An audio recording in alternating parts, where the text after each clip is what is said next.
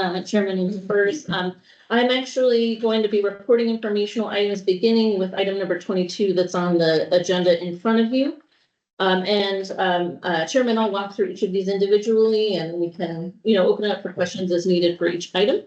So I'm going to start with item 22, which is the audit subcommittee report. This can be found on page 880 of your board books. This report is done annually per statute by the board, spearheaded by staff in the audit subcommittee, which comprise members Cassidy and member Lujan. And under this annual report, the audits of the State Treasurer's Office, the State Investment Council, the Public Employee Retirees Association, and ERB are reviewed. The memorandum that has been provided to you and is actually printed out and not in the board books, I would note. So I'm sorry I gave you a page number and it's not there, but we do have the memorandum in front of you, and it provides key metrics that we pulled from each of the audits of those 4 entities. And those key metrics include things such as the budget, fund balances, investment returns, and net pension liabilities. Staff also solicit feedback from each of the entities on a handful of questions that subcommittee members identify, as well as we have them review for any accuracy or errors or omissions that might be critical. As of the meeting, we have received responses from SIC and PARA, and we're awaiting responses from the State Treasurer's Office and ERB. Just to note, we solicited those responses just last week. So we anticipate receiving those here soon, and then staff will email a final report to all of the board members, and that will also be published on the board's website. But like I said, the subcommittee audit subcommittee report has been provided for those members. And with that, Mr. Chair, I will open it up for any of the subcommittee members to make any comments or answer any questions you might have. Great comments from Lujan as a member of the committee, Madam Treasurer. I want to just commend Ashley Leach for preparing this and accumulating the information. This is a lot of work. The committee also recommends to the governor and staff that we consider removing this requirement out of state law to review these audits. We find this, I think we're the 3rd or 4th level of review. And I don't think it's an added value. And we've had that recommendation, I think, for the last 4 or 5 years in front, just for information. And I think Ashley will take this up with you, Mr. Secretary, at a later date. So I'll turn it back to you. Thank you, Ashley. Yes, so moving on to item number 23, Chairman and members. This is the monthly General Services Department Capital Buildings Repair Fund Financial Status Report for the month ended June 30th of 2025. This can be found, and it is in your board books, on page 906. And per GSD, as of the end of June, GSD had expended $34.8 million, or about 85%, out of a total of $41 million in awards. Revenues into the fund for June totaled $1.9 million, and expenditures totaled almost $800,000, about $795,000. The fund balance for fiscal year 25 to date was $48.7 million, with $34.6 million of that uncommitted at this time. GSD also reported interest earnings and miscellaneous income totaling around $1.2 million for fiscal year to date. So that's for FY25. I would like to point out that in the board books, and of course this is shared publicly via the board's website following the meeting, that the report provides an excellent summary of specific projects underway and completed. This is a lot of work for Secretary Silva and her staff to put together every month, and it really provides a lot of information on the activity that they undergo. So I recommend looking at that detail. The last thing I would note is that the report did provide information on the land grant permanent fund distribution that it receives, and it received $21.6 million as of June 30th for fiscal year 25. And with that, Mr. Chair, I'll stand for any questions. Thank you very much. Committee members, board members, any comments? And Secretary Silva, thank you very much for everything you're doing. Great list of projects. Then moving on, yes, Mr. Chair, to item number 24. This is the GSD Legislative Capital Projects Financial Status Report for the month ended June 30th, 2025. This is on page 911 of your board books. This report identifies all capital outlay projects overseen by GSD for which GSD received capital appropriations. For June, there was a total of, excuse me, 281.6 million or 57.5% expended out of a total 490 million that GSD oversees. GSD's report lists numerous projects completed recently, specifically in the month of May. And with that, Mr. Chair, I'll stand for any questions. Thank you, Ashley. Committee members, board members, questions? No questions? On to the next. All right, Mr. Chair and members, item number 25 is the State Treasurer's Office Investment Report for month ended May 31st, 2025. The entire State Treasurer's Investment Council packet is on page 919 of your board books, but the executive summary from which I'm pulling the information I will report is on page 932. At the end of May, and this is for the month of May, the State Treasurer managed 18.6 billion in assets. During the month, the office earned approximately 63.9 million from its investment positions. And on an unrealized mark-to-market basis, the portfolio is decreased by about 43 million. And there was quite a bit of activity. I know this report is for May, but there was a lot of activity at the end of June that will be reported at the board's September meeting as the board's bond sales concluded, note sales concluded, and debt service payments were made. And with that, Mr. Chair, I'll stand for any questions. Comments from the board? Madam Treasurer, anything in particular? Things are going well? Things are going well. It was a busy month and a lot of teamwork that made the dream work for all of those geo bonds and sponge notes and technology notes. Thank you. Very appreciate it. Ashley, next item. Yes, Mr. Chair and members, item number 26 is the monthly reporting of the board's emergency balances as of today. The emergency balances can be found on page 1035 of your board books. We start out a fresh fiscal year this meeting with 4 million in the operating reserve fund, which is the total appropriation for fiscal year 26. We do have 1.3, almost 1.4 remaining from the $2 million special appropriation provided to the board for fiscal years 25 and 26. And then we have our full amount for fiscal year 26 in our emergency water fund of $109,900. And with that, Mr. Chair, I will stand for any questions. Board members, questions, comments?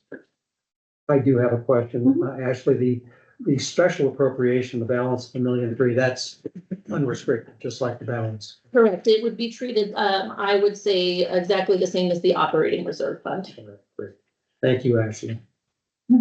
Item 27 is the fiscal agent and custodial bank fee report.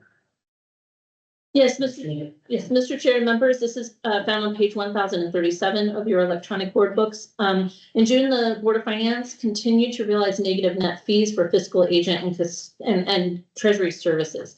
Although I would note that after many months of a 2.5% earnings credit rate, that did decrease slightly to 2.35%, but that with the large balance is still resulting in net negative fees.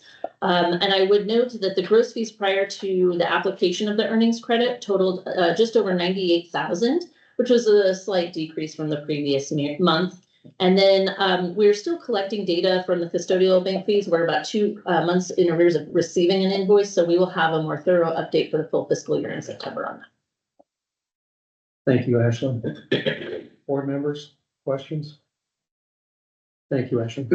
Item number 28 is joint powers agreements with a report. Yes, Mr. Chair and members, the JPA reporting can be found on page 1041 of your board books. It's the last item. Excuse me. DFA approved 4 JPAs in June. 2 were with the Department of Cultural Affairs to assure preservation of property through the Land of Enchantment Legacy Funding that's made available for conservation and preservation efforts, and which DCA's Historic Preservation Division administers. So the first JPA between DCA or with DCA was with the City of Santa Fe for $231,300 for rehabilitation of the main library. And then the second JPA with DCA was with the Town of Silver City for $250,000 for rehabilitation of the Silver City Waterworks building, which is a historic site in Silver City. The third JPA to be reported was between the Public School Facility Authority and Cimarron Municipal Schools for maintenance of all school buildings within the district, including the contracting for the construction and repair of school property. And then the fourth JPA was between the Department of Transportation and the Navajo Nation for reconstruction of New Mexico 371 and Navajo Route 36 intersection. DOT is contributing a little over 1.2 million to that project, with 280,000 in-kind services for construction management. And those are typical JPAs when you're crossing over jurisdictional boundaries. And with that, Mr. Chair, I'll stand for any questions. Board members, comments, questions? The question with regard to the JPA on the schools, somewhere in schools, is that a normal process? Is this the first one we've seen like this where having in schools or? Mr. Chair, that's a good question. I will have to get back to you on it. So I'm a little unfamiliar with those JPAs coming forward from PSFA. I think it may be standard practice, but I need to confirm. So I just was reviewing them last night, so I didn't have a chance to receive a response from their director, but I will be reaching out and I will let you know because I have the same question. Very good. Thank you, Ashley. All right, that's all of the informational items. Correct me if I'm wrong, Ashley. That is correct, Mr. All Chair. right, do you have a quorum? Present. We do not, Mr. No Chair. longer have, okay, very good. There's not much we can do as members of the public, so please, why don't we put it on mute and we'll come back when we're ready to go. Thank you. Yeah.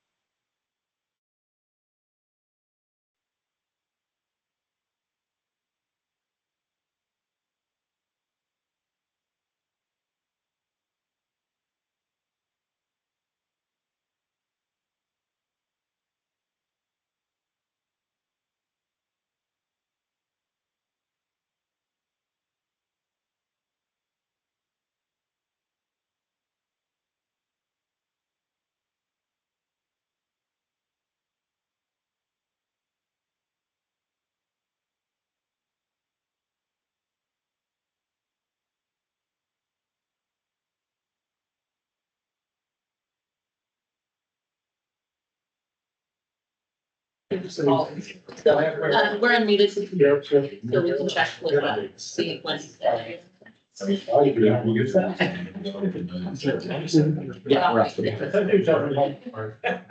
Good morning, everybody. I believe we have a quorum. Wendy Travisani, can we confirm that you're online with us? Hello, yes, I very much apologize for being late traveling. Wendy, thank you. Appreciate it. I understand you're not feeling well. We thank you for joining. How long do we have? Thank you. I will try to be on for as long as possible, but if it's more than about 30 to 45 minutes, that would be surprising. But I will stay on until the plane takes off. Very good. Thank you, Wendy. Thank we do you. have- Thank you so much. Good morning, everyone. Judith, I see you there, and I'm going to call the meeting to order at 9:46. And Judith, would you please call the roll? Yes. Governor Michelle Lujan Grisham, Lieutenant Governor Howie Morales, State Treasurer Laura M. Montoya. Good morning, Ms. Judith, present. Good morning, Member Michael Sanchez. Member Paul Cassidy, Present. Member Wendy Trevisani, Present. Member Joseph Lujan. Present. You have a quorum. Thank you, Judith. I understand that Senator Sanchez will be joining momentarily. Before we get started with the agenda, just want to remind everybody that we have members and public participating virtually. We ask that you keep your cell phones and your computers muted. All votes, action item votes will be taken by roll call vote. The first item on the agenda is the approval of the agenda.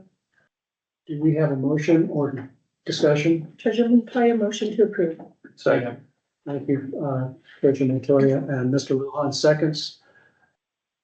Staff, any changes, discussion? No, Chair. All right, roll call, all those. Oh, Mary, Judith, roll call vote, please. All right, Treasurer Montoya, Yes. Member Cassidy, Yes. Member Trevisani, Yes. Member Lujan. Yes. Motion passes. Thank you. That action item is complete. Item 3 is approval of the minutes from the June 17th, 2025 regular meeting. Motion to approve. Thank you, Madam Treasurer. Do we have a second? Second. Member Trevisani, thank you. Second, any discussion, changes, staff? Roll call vote, Judith, please. Yes, Treasurer Montoya, Yes. Member Cassidy, Yes. Member Trevisani, Yes. Member Lujan. Yes. Motion passes. The next item is a consent agenda. It's items 4 through 16, right? If any board member would like any of these items removed, please so state as we go through them. But I'm going to turn it over to our director, Ashley Leach, to go through the consent items. And for the members of the public, we have reviewed these as board members with our staff, full briefings on these. So we're ready to go with Ashley. Thank you, Mr. Chair and members. So I will, as customarily done, read through items 4 through 16 on consent, noting who has provided requests to the board. So begin with item 4 through 7. These were submitted by the Higher Education Department on behalf of a variety of our higher education institutes. Item number 4 has been submitted by New Mexico Institute of Mining and Technology. New Mexico Tech is requesting approval of capital expenditures for installation of the fencing at the Plias Research and Training Center for a consideration of $1.5 million. Item number 5 has been submitted by New Mexico State University. NMSU is requesting approval of revised capital expenditures for renovation to its Anderson Hall for a new total amount of $3.8 million. Item number 6 has been submitted by the University of New Mexico. UNM is requesting approval to spend $2,850,888 for improvements to its softball and baseball facilities. Item number 7 has been submitted by UNM Taos. Unum Taos is requesting approval to spend $2,821,266 for construction of phase 1 of the Taos Observatory and Outdoor Learning Space. Item number 8 has been submitted by Rio Arriba County. Rio Arriba is requesting approval of the donation of real property located at US Highway 64-84 in Chama to the La Merced de los Pueblos de Tierra Amarilla Land Grant.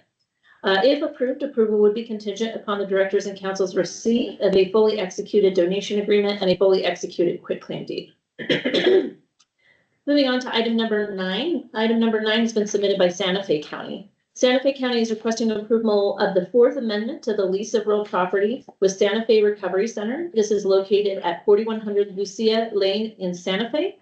And this is for $36,960 per year in lease payment, but services in lieu of rent contemplated within that lease. Approval, if provided, would be contingent upon the directors and council's receipt and review of a fully executed 4th Amendment and a resolution of the County Commission evidencing approval of the lease. Item number 10 has been submitted by San Juan County. San Juan County is requesting approval of the lease of real property located at 161 Road 1130 in La Plata to Process Equipment and Service Company, Inc. for $165,000 per year. If approved, approval would be contingent upon the directors and council's receipt and review of a fully executed lease agreement. Item number 11 has been submitted by Sandoval County. Sandoval County is requesting approval of a sale of property. This is 62 lots in a right-of-way located in Rio Rancho Estates, and the sale would be to Resurrection Land Company, LLC. The consideration is $206,234. If approved, approval would be contingent upon the directors and council's receipt and review of a fully executed purchase agreement and a fully executed quitclaim deed. Moving on to item number 12. Item number 12 has been submitted by Cuesta Independent School District. Cuesta is requesting approval of a lease of real property located at 14 Garcia Road in Castillo to Taos County for $4 per year. If approved, approval would be contingent upon directors and council's receipt and review of a fully executed lease agreement. Item number 13 has been submitted by Rio Rancho Public Schools. Rio Rancho Public Schools is requesting approval of the sale of property to Westway Homes LLC for $800,000. The property is located at 7001 Chayote Road Northeast in Rio Rancho. I probably mispronounced that, but hopefully not. And approval would be contingent upon the directors and council's receipt and review of a fully executed purchase agreement, a fully executed claim deed, a favorable appraisal review from the Taxation and Revenue Department's Property Tax Division, and finally minutes or a resolution of the Rio Rancho Public School Board evidencing approval of the sale. Item number 14 has been submitted by Bernalillo County. This is a request for approval of an extension of the county's private activity bond volume cap allocation for the West Mesa Ridge A project in Albuquerque. And that volume cap is $28.9 million. Item number 15 has been submitted by the board's bond counsel, Rody Locker, this is an amending, excuse me, an amending authorizing resolution for State of New Mexico Severance Tax Bond Series 2025 S-A with a maximum principal amount of $620 million. And then finally, we have item number 16, which has been submitted by Deputy Director Trujillo. This is a revision of the 2025 private activity bond allocation percentage, which has been provided to the board in your packets. And with that, Mr. Chair and members, I stand for any questions. Thank you, Ashley. Any discussion from members of the board? Staff, any further comments? No, Mr. Chair, thank you. Is there a motion? Motion to approve the consent motion to approve the consent agenda, items 4 through 16 with the contingencies listed by the director. Thank you, Madam Treasurer. Do we have a second? Second. Member Lujan, seconds. Judith? Yes. Roll call. Yes. Treasurer Montoya, Yes. Member Cassidy, Yes. Member Trevisani. Member Trevisani,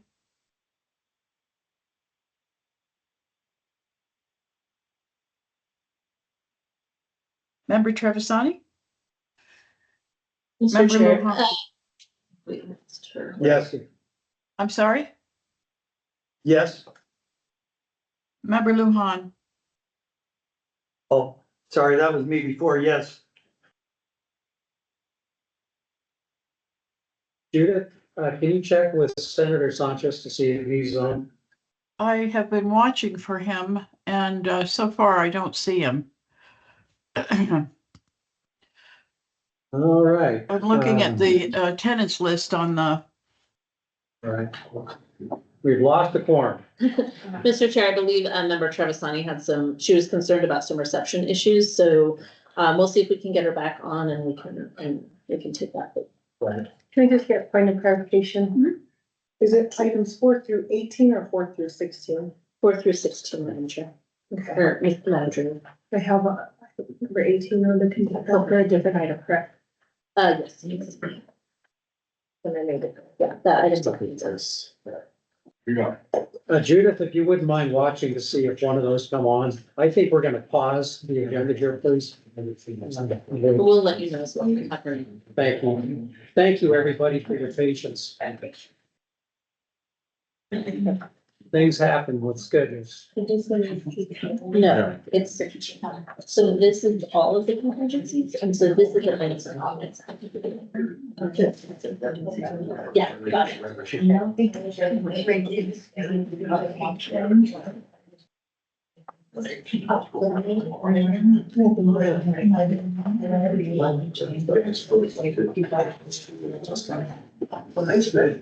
Apologies. We knew we were gonna catch them all today. Right. The senator was heading back to the office.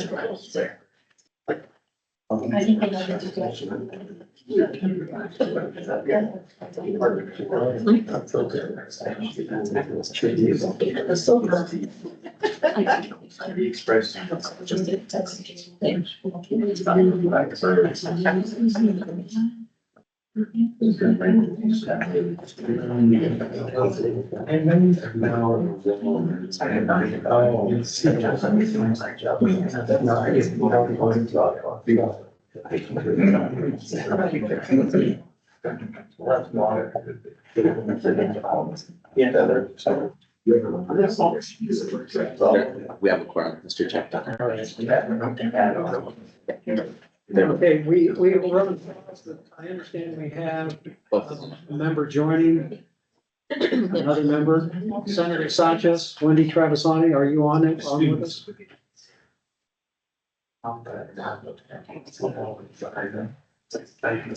Rita, can you confirm we have another one joining? We're showing them both on, Mr. Chair, but. Yes, Yeah. he just turned his camera. Okay. yes, I have, he's listed, so shall I do that roll call again? For the consent agenda? Actually, Judith, let me just, welcome Senator Sanchez. Appreciate you being here. We are on pause, Senator. We are at the consent agenda item. And we, are in the vote section of that, and you're familiar with the consent agenda, Senator? Or do you have questions about the consent agenda? I'm familiar with it and I do not have any questions. Thank you. So we've had 3 aye votes, and Senator, how would you vote? Yes, Okay, Judith, turn it back to you. Is Wendy on? She should be. Yes, I am. And how do you vote, Wendy? Yes, affirmative. Thank All you. right, motion passes. All right, motion passes. Thank you all. Thank you. Senator, I'm gonna defer to you. Would you like to take over the chairmanship or give me your thoughts and desires? you know, it sounds like you're doing a pretty good job. If you feel comfortable in doing it, I'll just be a member. All right. You just interrupt me if I'm not doing up to snuff here. Your standards. I'll be the first to interrupt you. I don't think that's going to happen. Thank you. We are now on item 17, resolution reauthorizing certain severance tax bonds and note projects. And I note that Luis Carrasco is here. Welcome, Luis. The floor is yours. Good morning, Chairman, members of the board. Luis Carrasco with the Rhodey Law Firm, the board's bond counsel. And as you know, each year the legislature, or historically the legislature, has enacted legislation to reappropriate proceeds from previously issued severance tax bonds and notes and redirect those funds to an alternative or expanded project. And true to history, they did so again this year.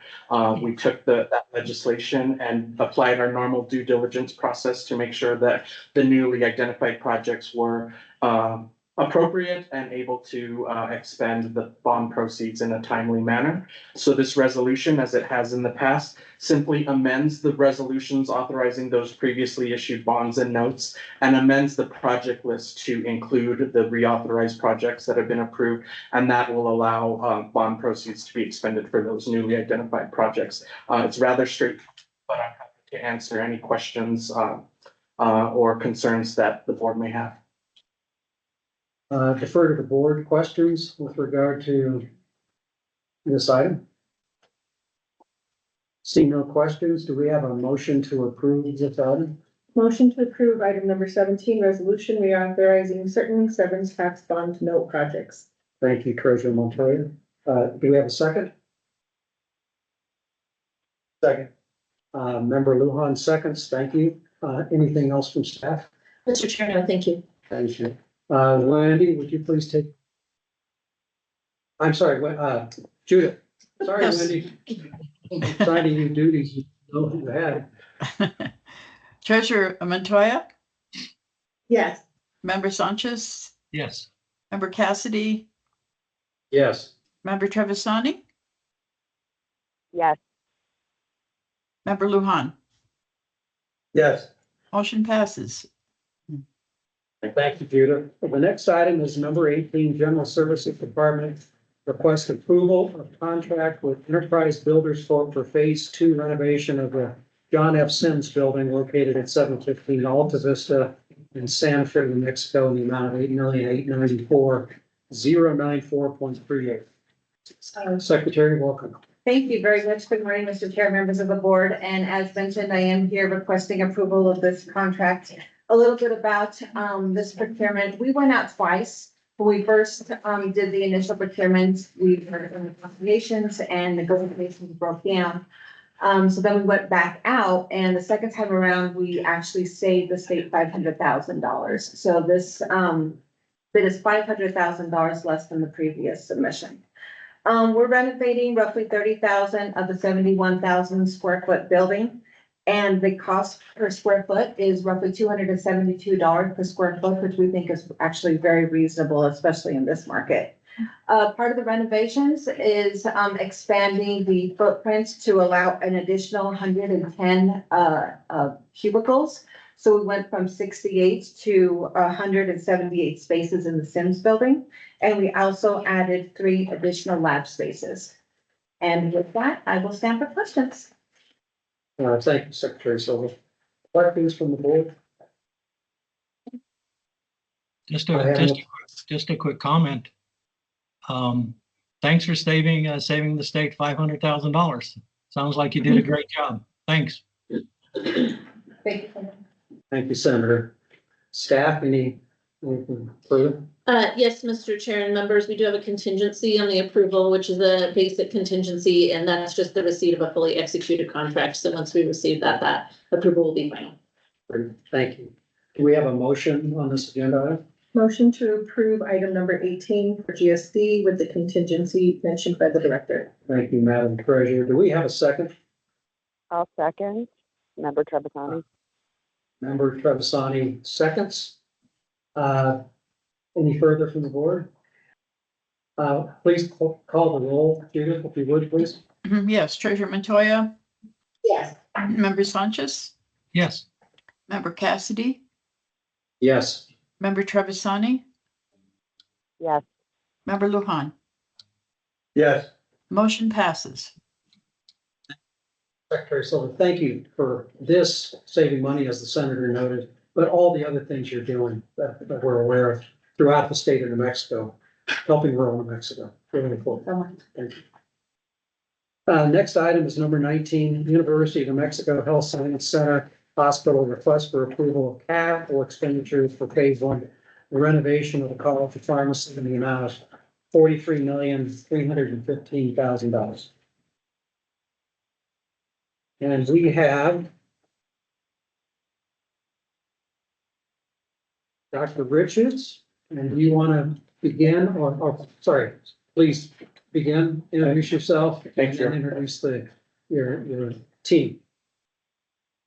Morning, Mr. Chair, members of the board. I'm Joe Brown. I'm the Capital Projects Director for the New Mexico Higher Education Department. Thanks for the opportunity for UNM to present their College of Pharmacy project this morning.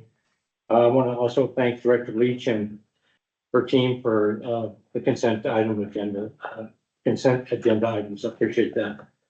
For agenda item 19, University of New Mexico Health Sciences Center is requesting approval of capital expenditures for phase 1 renovations of the College of Pharmacy.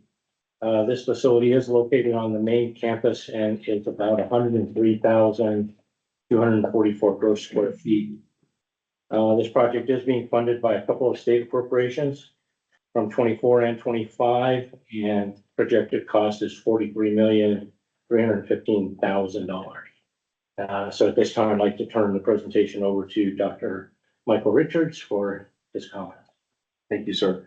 Mr. Chair, members of the State Board of Finance, thank you so much for the opportunity for consideration of this project. I'm Michael Richards, the Executive Vice President of the UNM Health Sciences Center.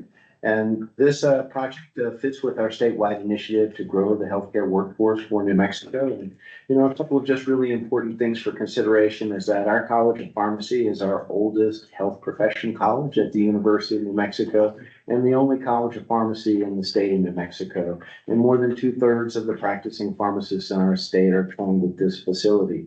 But some other things that folks may not realize about our College of Pharmacy is that in terms of federal research funding, it's the highest ranked program at the University of New Mexico. And in fact, our College of Pharmacy is now ranked number 3 among all the pharmacies, schools of pharmacy in the United States by the Blue Ridge Medical Institution. You may not realize this either, but you know about research that's done at our College of Pharmacy, because if you've ever heard of the issues of microplastics in the human body, that landmark research is actually led internationally by the work at our UNM College of Pharmacy and our environmental toxicology work. So this work supports many of the mission areas of the university and the state. And so we're very pleased to be here to discuss this opportunity, to put them in a more contemporary facility to help support their ongoing success. And with that, Mr. Chair, on your permission, I'll hand this over to Mr. Stuart Levesey. Thank you. Please, welcome, Stu. Thank you, Dr. Richards. Thank you, Mr. Chairman, members of the board. Thank you so much for the time to be able to present this project to you. We've handed you a short presentation, and I'll just dive into that real quick. On our first page, the goals of the project are to modernize our program space for learning and collaborating. This facility was built in 1975, so the interior architecture of the facility is not really conducive to modern medical education, and so one of the things we're going to be doing is revamping the lower level ground floor so to enhance learning-based activities for our students, provide event space, support space for those students. We'll also be revamping the HVAC and infrastructure systems from the building. We'll be replacing the exterior high performance envelope to really help us with our energy efficiency for the building. In fact, it's one of the most energy inefficient buildings on our campus currently. And so this project will help to modernize that and turn it into one of our most efficient, and I'll get into it later in the presentation. On the next page, you can see some photographs of what's currently in the facility. As I mentioned, this is fairly typical of what's on our North Campus. We have older auditorium style seating, which again is not necessarily conducive to modern pedagogy when we're trying to do problem-based learning scenarios with our students. On the next page, and I apologize, we're not able to share, but we do have a virtual walkthrough available. If you guys would like a link to that later, we'd be happy to provide that with a link so that you can see a full animation and rendering of the building and internal systems. Mr. Chairman, sorry to interrupt. Madam Treasurer, please go ahead if that's all right, Stu. Do we just have this to put on the shared? Mr. Chair and Madam Treasurer, no. So we'll share this via email along with the link following the meeting. Thank you. Okay, thank you. Please proceed. So So on the next page, you'll see some renderings of the exterior envelope of the building. On the upper left-hand corner, you'll see a south elevation. You'll notice there is a scrim system, which is actually integral to the energy performance that we're able to achieve on the building. We're able to take modular scrim and tune that so that we can actually adjust the amount of daylight that naturally infiltrates the building while minimizing and reducing the solar glare and the heat load that results from that. On the upper right-hand corner, you'll see a rendering looking from the southwest towards the northeast, and a couple of interior shots as well on the lower portion of that slide. Then on our next slide, again, I mentioned earlier that we have some pretty significant reductions in our projections for energy use intensity. Energy use intensity is a measure of how efficient a building operates. So that is 1,000 BTUs per square foot per year is that benchmark. So we currently operate at 265, and we're projecting to be down at 50 EUI. Now with current energy costs, that saves us almost $300,000, a little more than $300,000 a year in energy savings. Now, again, this is one of our most inefficient buildings, so it's a lot easier to achieve those kinds of reductions than in other comparable buildings. But we are very proud of the effort that our engineering teams have gone through to try to help increase the sustainability of this facility. And then on the last page here, we've got our project details. We anticipate completing our design this month, construction beginning in September of 2025. We have a little bit of hazardous materials abatement to get through before we actually start the construction effort.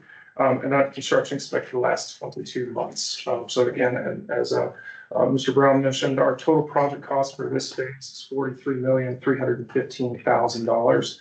And that will focus on the upper 3 floors of the facility. The balance of those funds, we're currently in design to redo and renovate the laboratories on the lower level of the college pharmacy. We'll be coming back to you for approval for expenditure of those funds once we complete that design. And with that, I stand for questions. Thank you very much for the presentation. I'm gonna ask board members for questions, discussion. Good morning. Thank you.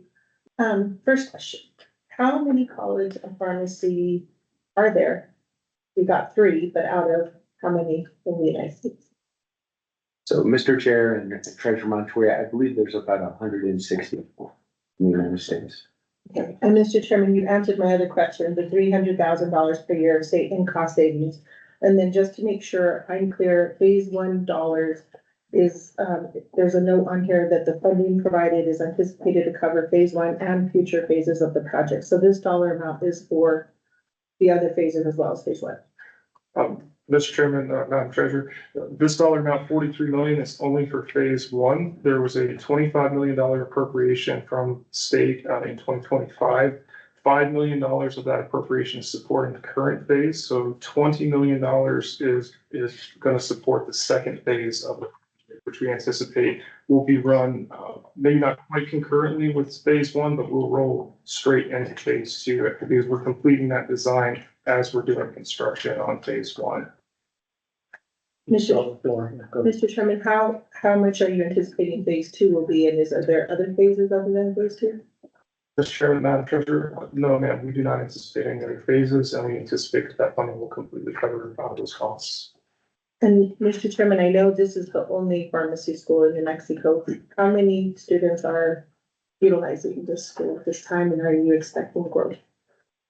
So, Mr. Chair and Treasurer Montoya, so we have about 250 total students in the pharmacy school. Our class size right now, I believe, is going to be about 65 in this upcoming year. Nationally, enrollment in pharmacy programs have gone down. We have not had that experience, or our experience has been that our pharmacy numbers have been relatively stable. And here recently, our pharmacy enrollment numbers are up. This year, our pharmacy enrollment will be up by 7% as compared to our prior year. And we believe that with the scope of practice that New Mexico has created for clinician pharmacists, that this will continue to be a very active and growing health profession, especially as it can grow into helping provide additional services in rural areas.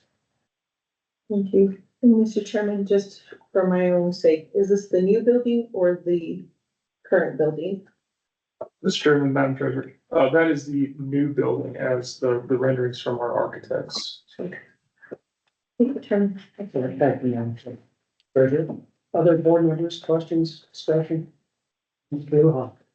Yeah, about how many of the current students are New Mexicans, or is the majority of them from here or from out of state? Mr. Chair and Member Lujan, I'll provide you that exact number. I don't have it immediately at hand. But generally speaking, in our allied health profession colleges, 90+% of those students are from New Mexico. But I'll provide you the exact number for our college diplomas. Thank you. It's 95. We've got confirmation, sir, that number is actually 95 for us, for college of pharmacy. 95%? 95% are from New Mexico. That's great. Great. Members, additional discussion? Not seeing or hearing additional discussion, I just want to thank Mr. Brown and HED for a lot of work is done, not only by our own staff, but HED to sift through and clean these things up before we get here. And I also want to thank Dr. Richard and also ask you to recite what you've done a couple of times for this board about the state of facilities within the healthcare programs in New Mexico and how this and other things that you've been bringing to us and brought a lot of projects. Just put it in perspective for us, if you would. Yes, so Mr. Chair and members of the board, I can say that we are incredibly grateful for the investments that the state of New Mexico is making into the health science, the University of New Mexico as a whole, but for the Health Sciences Center and our education and research infrastructure. So as you know, major projects that have come before you include our new College of Nursing, which also supports our College of Population Health, and now this project for the College of Pharmacy. We also have had the recent opportunity to come and talk to you about our School of Medicine, which also really includes all of our other allied health profession programs. That investment in the educational and research infrastructure will allow us to continue to fulfill this goal of growing a more robust healthcare workforce from New Mexico for New Mexico. But all of that is also only possible because you've supported other incredibly important projects for the UNM health system. And so on October 5th, we'll be moving into our brand new critical care tower with a ribbon cutting ceremony on September 26th. That project is transformative for healthcare in the state of New Mexico. It will increase the number of patients that we're able to take care of in that unique set of roles that we play as the state's teaching primary academic medical center and teaching hospital. But that access to more patients is what also supports growing these educational programs, because those health professionals need to go into a clinical learning environment where we are seeing patients. So all of that kind of comes together in, this very unique moment where we're seeing this transformation of our ability to both provide care and train a healthcare workforce. And we are incredibly grateful to be a part of this exciting moment. Thank you, Dr. Richards. Appreciate that. We do have a critical shortage of space to deliver healthcare to New Mexico, and UNM is stepping up and doing that with agenda items like this coming before us. So pleased to have this in front of us. Additional comments from board? Staff? Mr. Chair, no, thank you. Thank you. Do we have a motion? Are we ready for a motion? Motion to approve item number 16, UNN, request approval of capital expenditures for phase 1 renovation of the College of Pharmacy in the total of $43,315,000. Thank you. Do we have a motion from Treasurer Montoya? Do we have a second? This is Michael Sanchez. I would second. Thank you, Senator Sanchez. We'll take your second. Judith, would you please call roll? Yes, Treasurer Montoya, Yes. Member Sanchez, Yes. Member Cassidy, Yes. Member Travisani, Yes. Member Luhan, Yes. motion passes. Thank you, Judith. Motion carries. Thank you for being here. Thank you. Thank you. The next item, another great project, New Mexico State University, item number 20, request approval of Masters of Engineering and Engineering Management and Degree program. And who do we have from? Hi, welcome.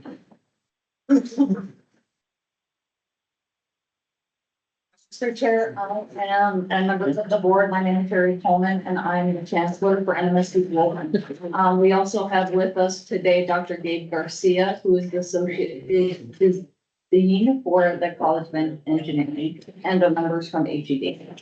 Great, welcome. Thank you for being here. Thank you. Please proceed. We have it online. Okay, perfect. All right. So as we look at this program offering, we're really looking to build an interdisciplinary program where there's a gap actually in our state. And I say that there is a gap mainly because we are looking at an asynchronous online program versus a completely face-to-face program for the adult learner. And so when we're looking at the current program offerings, we have the College of Engineering has an industrial engineering program, but it really doesn't align with the business management component of it, where engineers are actually looking to build the capacity to lead complex organization.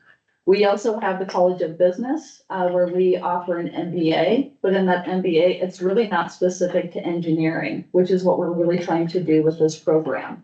And then what we're looking to do is really create interdisciplinary programs. And this really kind of fills that gap. And as you look at higher education moving forward, we need more of those interdisciplinary programs so that when our students go out into the working world, they're able to apply those knowledges. And what I like to, most people call them soft skills, I call those power skills, because that's what students need now.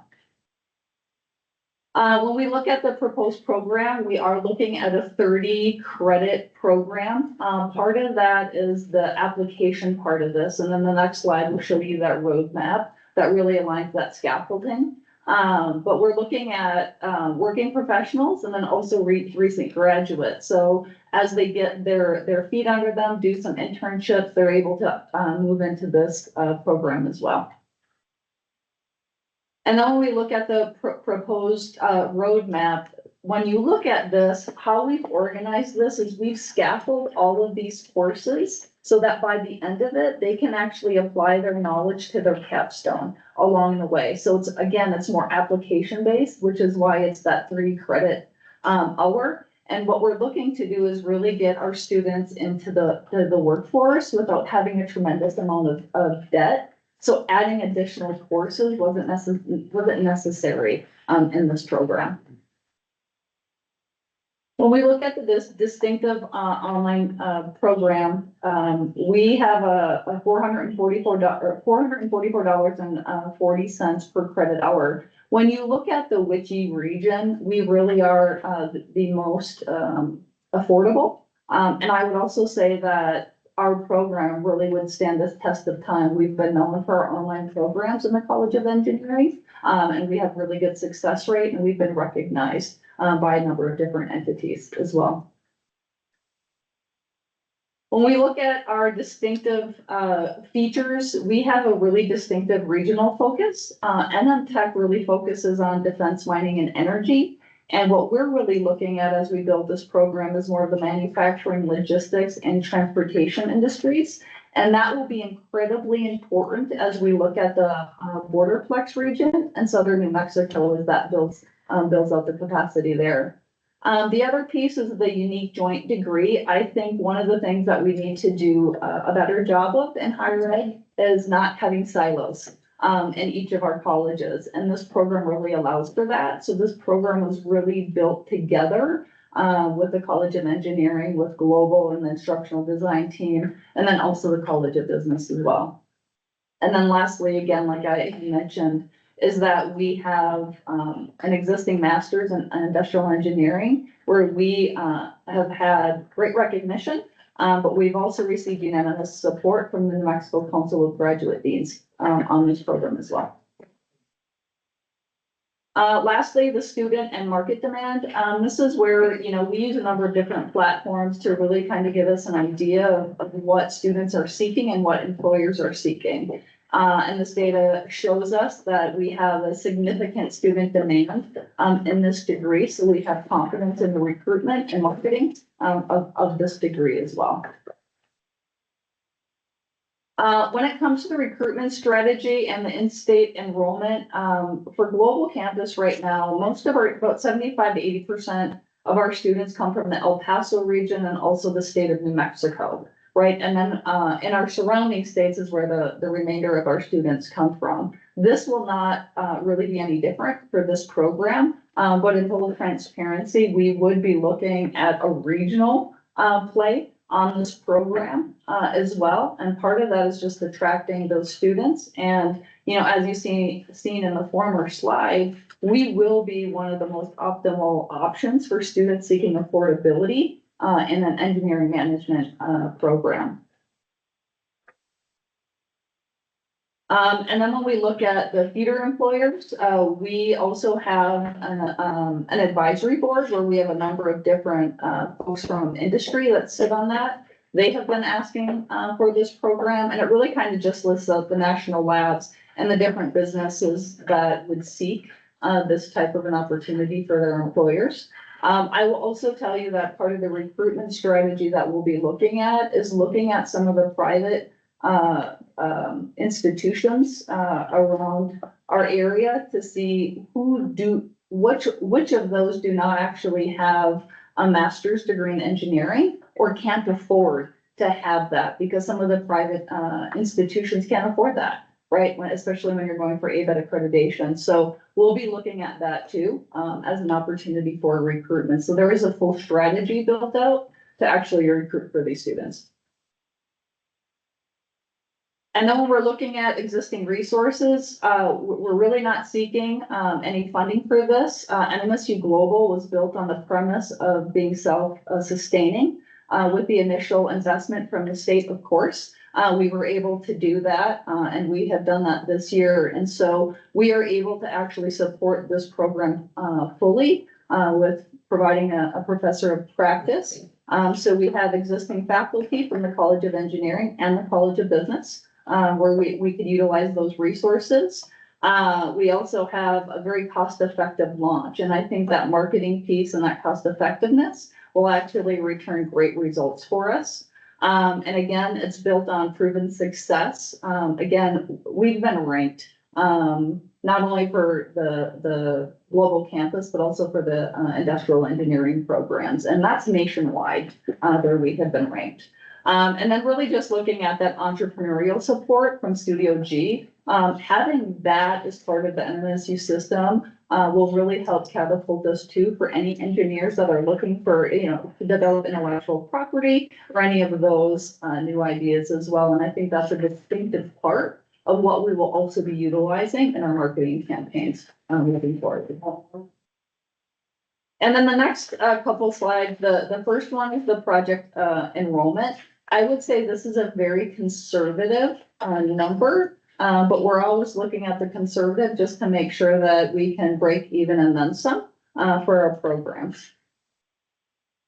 And then when we look at the student credit hour, this just gives you an idea of the tuition and the fees that will be generated from this program. But again, I want to emphasize that this is a pretty conservative estimate for what we actually believe we can do for enrollments with this program.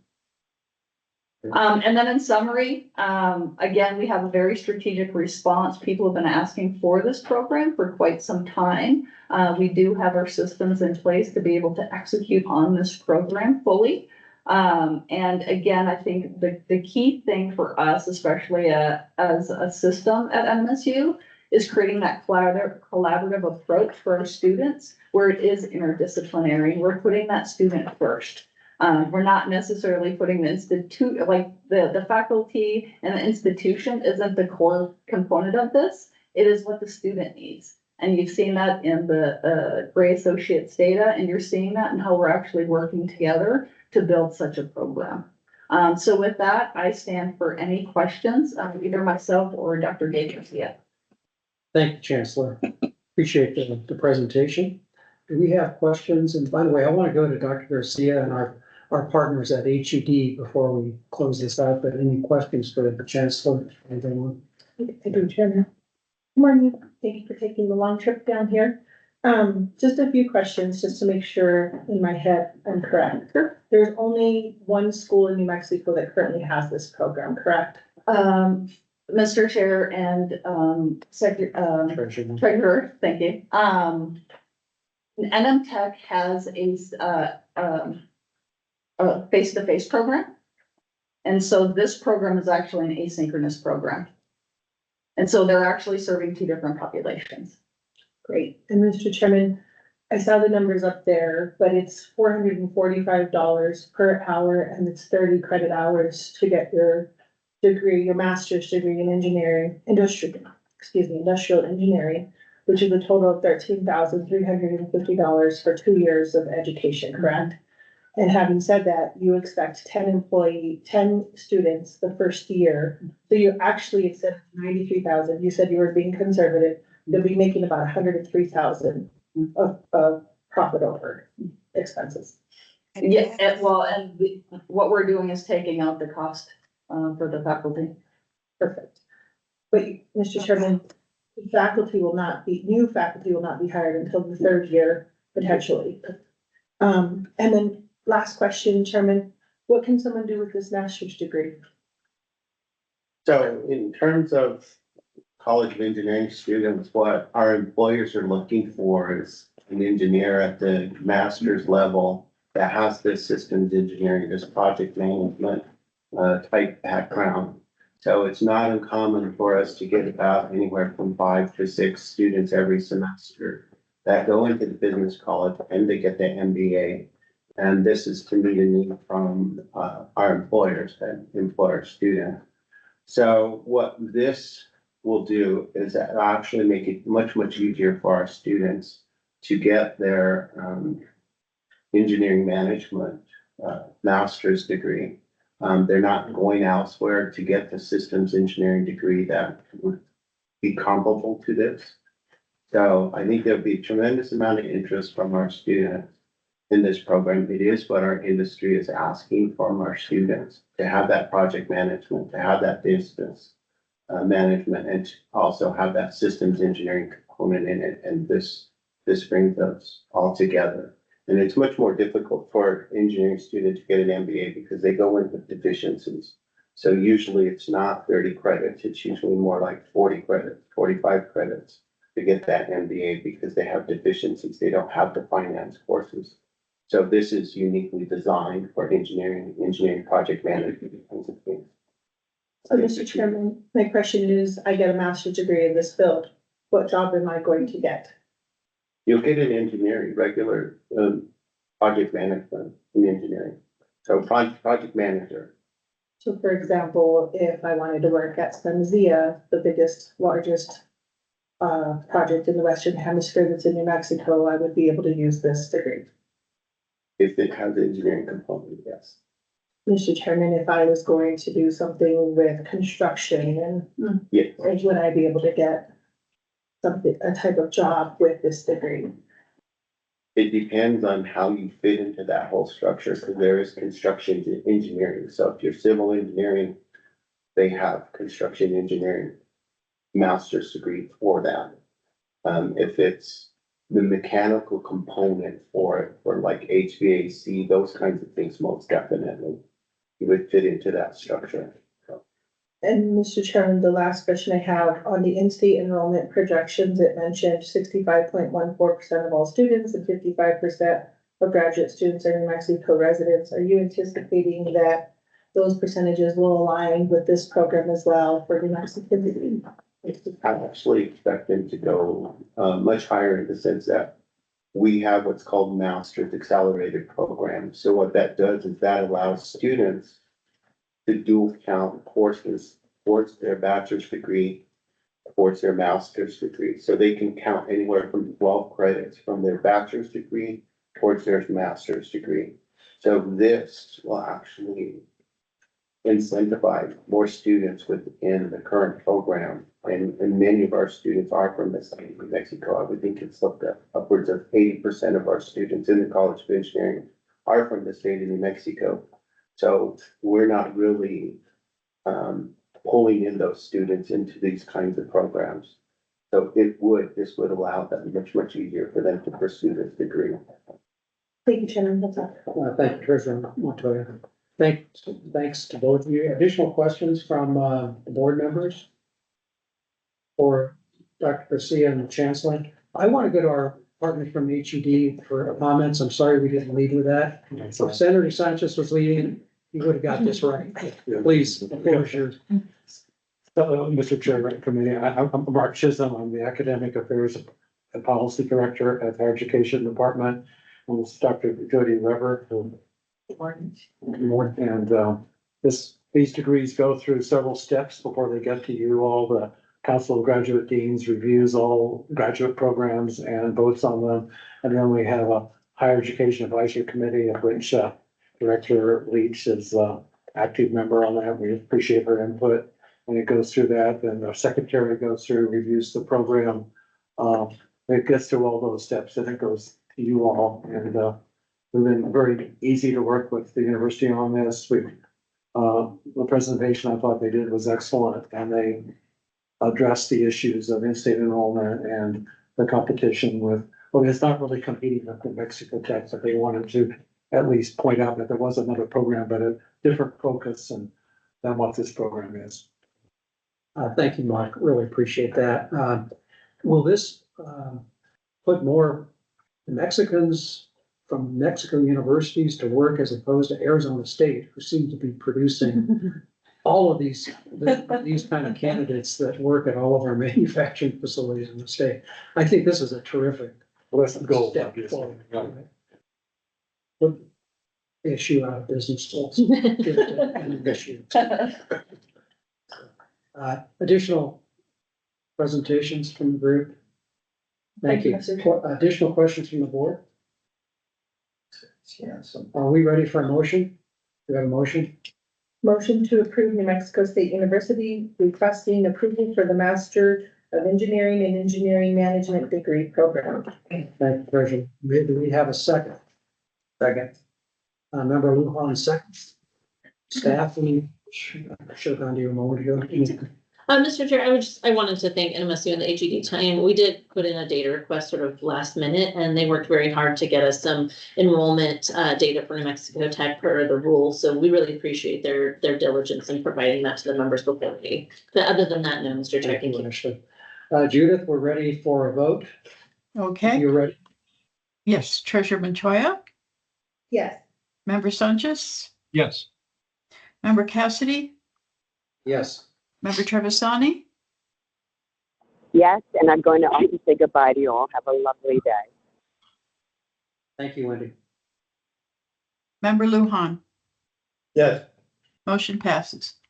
Motion carries. Thank you, and thank you all for being here. Thank you. Good luck with the program. Big chop is that. All right, the next item is number 21. And I'm looking at Senator Sanchez. You want me to continue to chair here? I think you're doing a great job. All right, very good. Just checking. This is an emergency funding request from the 11th Judicial District Attorney. Request for approval of an emergency operating grant for the fiscal year 26 budget shortfall of $3.8 million. Madam District Attorney, welcome. Thank you very much. I appreciate your time. The floor is yours. Thank you.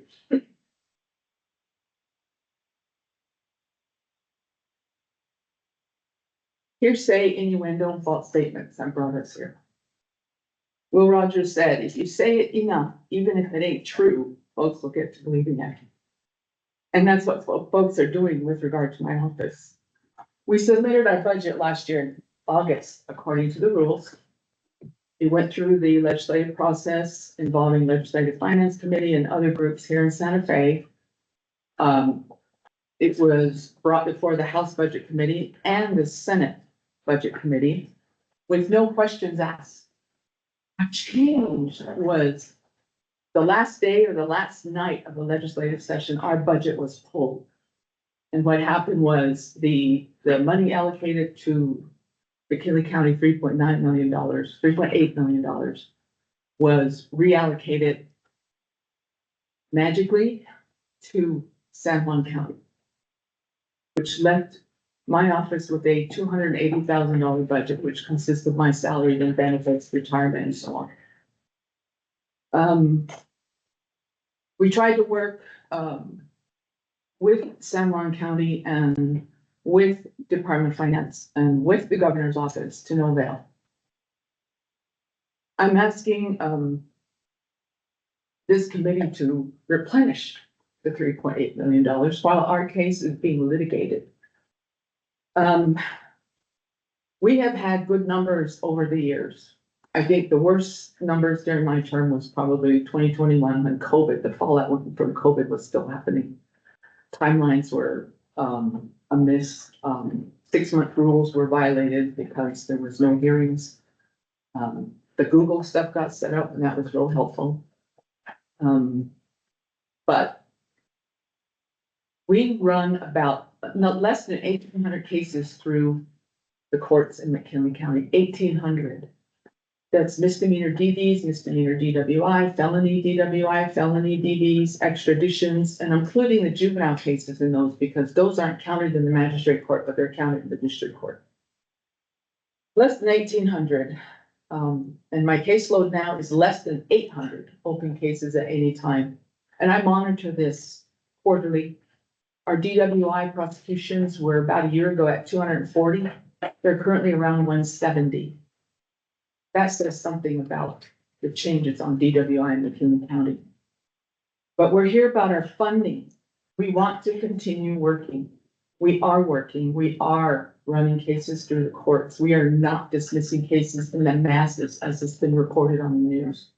That is completely false. My employees, they're worried about their paychecks. Let's see. We offered an MOU to San Juan County twice for them to pay our bills. They have our money, pay our bills. With this reallocation of money, the authority of the office did not go to San Juan County. McKinley County was established in 1993 as separate and apart from San Juan County. We've operated that way since. The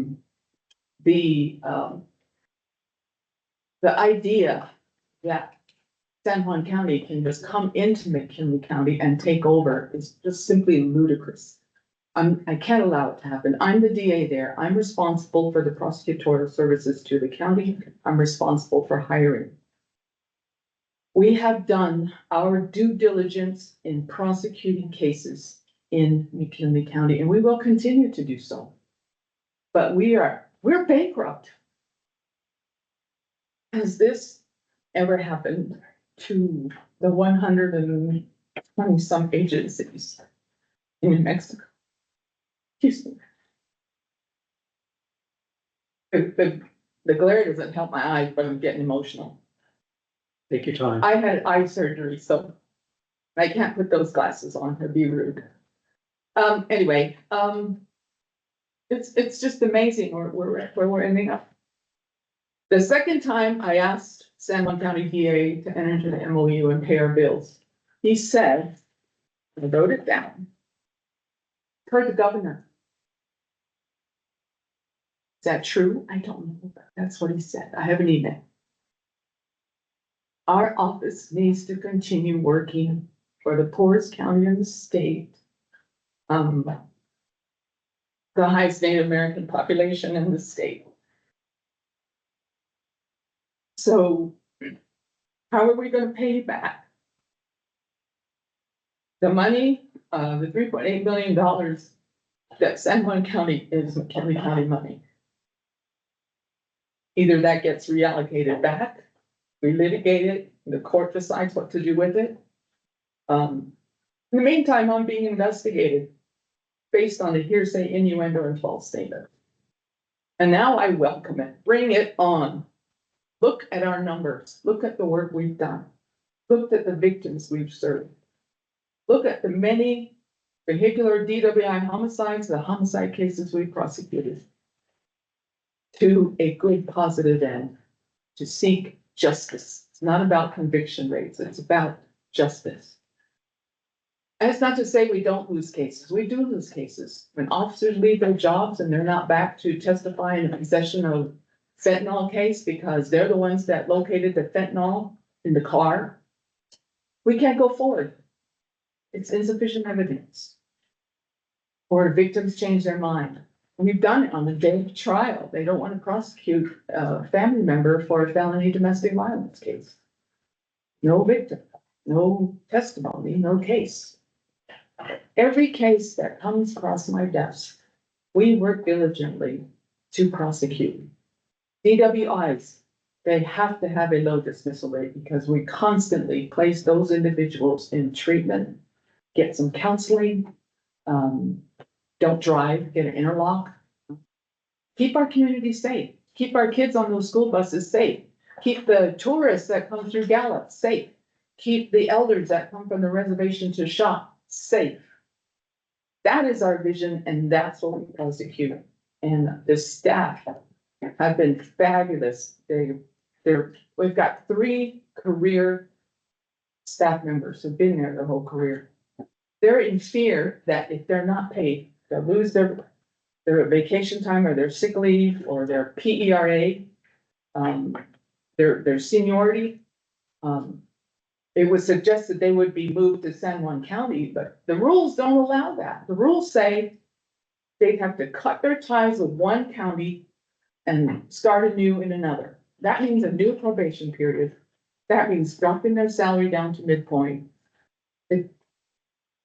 It's not so easy to do. We are people. We're not politics. We want to work, do our work, prosecuting cases in the county. And I ask for your support to grant the request and let the court handle the rest of it. Thank you, Madam. Can you just recite when you were elected, how long you've been Okay. in this, please? I was Then we'll go elected. to the board. Okay, I was elected in November 2020. I started my term January 1, 2021. And I have numbers I pulled for that. That's where I got the 1,800, less than 1,800 cases are filed each of those years in the magistrate court, listing all those. I was reelected last year, November. I got 57% of the vote. My signatures were challenged. We had a hearing. I prevailed. That decision by the district judge was appealed to the Supreme Court. The Supreme Court affirmed, and I had like 8 or 9 days to campaign. McKinley County is my home. I was raised there. I left to go to school and I came home. Thank you. Appreciate your report and Thank you. presentation. I'd like to go to board members for comment, questions as well. I have several questions, Chairman. Madam Treasurer. Good morning and welcome. I have several questions because I have been trying to do my own research on this so I could be well informed. So if you could just bear with me. You mentioned a few of the things, but I just want a little bit more detail. And I'm not a lawyer, and I'm not involved in the legal stuff. So some of these might be a little naive, but there's 2 divisions in District 11. And I saw that in statute, it changed in chapter 36-1-8-2, that there's 2 different divisions. Do you by chance know why that's the only one that has 2 divisions? I do not understand if there's some kind of issues by the Navajo Nation raised. I've not been able to figure out. I don't know anybody old enough who was here, who knows what happened. Okay, so I just want to point out to the rest of the team, of the board. This particular part says that the 11th judicial district is divided into 2 separate district attorney divisions, which shall constitute 2 separate election divisions. A District Attorney Division 1 to be composed to San Juan County and District Attorney Division 2 to be composed to McKinley County. I'm assuming it might be because one is very Republican and one is very Democrat, but I'm not positive. But you mentioned your district and it entails a lot of Navajo. What is the makeup of your district overall, of who you serve? It's, around 70 plus percent Native American. We are landlocked by tribal land. State land is actually a lot smaller. But when folks travel into Gallup to shop and they, travel on state land, and they get on our highways and our streets, they get that's where I get our service. I have no jurisdiction on tribal land. Okay, Mr. Chairman, you mentioned your election and I looked it up on the Secretary of State's website, so please just tell me if I'm incorrect. You ran for office in 2016, you lost. In 2020, you have two people that ran also for that position other than you. In the primary, you won 41% of the vote, the other one was 30% of the vote, and the other one was 29% of the vote. Is that correct? Yes, I believe so. Then you went into the general election unopposed and won with almost 20,000 votes. And then in 2024, you ran for re-election. You had opposition in the primary and you beat somebody named Bircher 57% versus 43%. Is that correct? That's correct. And then in the general, you were unopposed. Right, Okay. So this is your second term. it is. You mentioned that your success rate is similar to other people that do your job. Can you tell us a little bit more about what that success rate is? And when I mentioned that, I was looking at the legislative budget hearings from previous years, from previous administrations.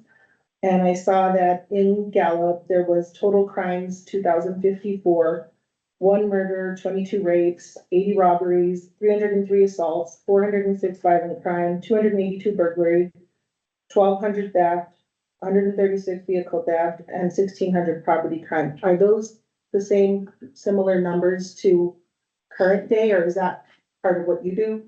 I think these days our drug cases are getting a lot of attention, possession of fentanyl and meth and cocaine and all. Property crimes seem to me to not be so high, but I don't have those numbers by category. I haven't seen the latest LFC reports. Mr. Chairman, Mr. Attorney, are those the types of cases that your office oversees or Yes. deals with? Does your office also deal with disability cases, adult guardian, conservator, child abuse, domestic violence, child support, divorce, any of those? Only of those is child abuse. The rest are not our case. Okay. And then how does it compare to other rural areas? Other rural areas, I couldn't begin to tell you. I haven't studied other comparable DA districts. Can you please, Chairman and District Attorney, give me an idea of your organizational chart of how many employees you have? I have 34 positions. I have, I believe, eight attorney positions, and the rest are support staff, including investigators, legal assistants, we have a receptionist, and we have a staff that opens and closes cases. We have victim advocates and of course our finance staff. Mr. Chairman, are all of those full-time employees currently employed? Yes, they are. Are there any contracted employees? We have 2 contract attorneys. Are the 2 contract attorneys part of the 34 positions? No, Those are separate from the 34 full-time positions that are currently employed. yes. How much do your lawyers get paid that are contracted? They get $150 an hour. Okay. So outside of the kind of cases, that deal with child abuse, what other cases do you work on? Well, we have the domestic violence cases, both felony and misdemeanor, DWI, both felony and misdemeanor. The property crimes, criminal damage to property, we have extraditions, we have, juvenile cases. I feel like I'm missing something, just general felonies with, battery on a peace officer, assault with a deadly weapon. Mr. Chairman, what's extradition? Oh, if someone's picked up in New Mexico on an Arizona bench warrant and they go to our jail, then they're entitled to a hearing to see if they want to either waive their right to, or waive their extradition, go back to Arizona, or have a hearing and fight it. Okay. And what's your caseload per week or per month, however you guys do your data? Caseload in terms of hearings, this week, we will have 132 hearings, 81 in magistrate court, 51 in district court. That was all done yesterday. Last week, we had 180 for the whole week. I'm sorry, Mr. Chairman, you were fast. 132, This week, we have scheduled in magistrate and district court for this week. and then 51 district That was yesterday. We had 51 hearings in district court yesterday. and 180. 132 is, or I'm sorry, 81 for magistrate court for the rest of the week. This week. Mr. Chairman, something was on the news that 6 domestic violence cases were dismissed. Do you know anything about that? There has been, a situation when that happened in March. I don't know when that was according to the news. But that a personal matter came up with that prosecutor, and she forgot. So what we did was go back and contact the victims. The victim advocates contacted the victims and asked if they wanted to refile, because we can refile. These dismissals are without prejudice. That means we can refile. And if they were gonna refile, then they would have refiled by now. Mr. Chairman, is that 6 domestic violence cases in a day that she didn't do like her docket? There was a docket, yeah, I think she was late. Some were saved, but Mr. Chairman, is that a prosecutor that's an employee of yours? that was, yeah. And you mentioned the 2 contracted lawyers. Are there other lawyers that are full-time employees? Not right now. Is that standard for rural areas? Gosh, it's been lately. I think, Gallup just has an issue with professionals. We're short on doctors and nurses. The public defender's office is down to 1 lawyer in Gallup. They have lost 4 or 5 since January. And so they're having to rely on, contract attorneys. I think so far I've run into 7, in our cases through the last few weeks.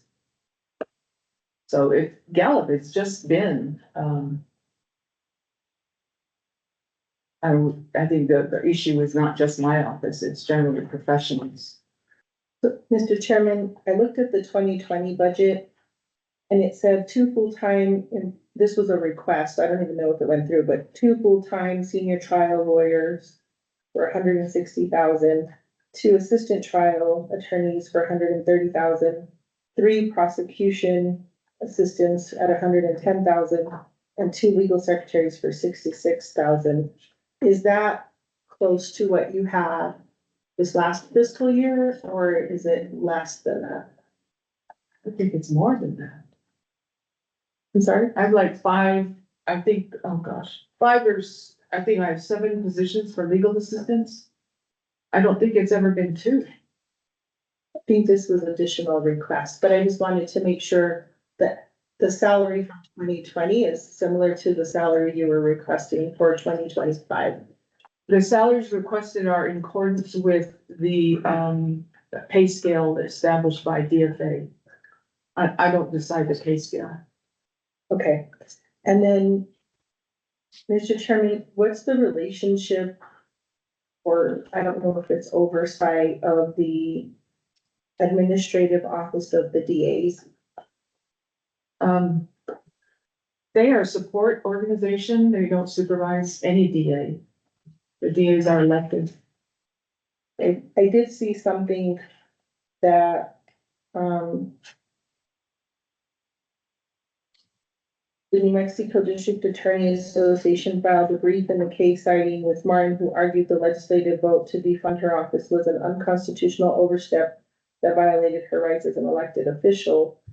They put, while it is in the prerogative of the legislature to fashion the budget, our Constitution prohibits the use of that power as a cudgel to effect policy change or to relieve an elected official of his or her duties from the Santa Fe Attorney Scott Fugua, on behalf of the District Attorney Group. So my question to you would be, how much do you spend every 2 weeks? What's your salary? What's your cost of your operation for the 200 category for your salaries? I'd have to,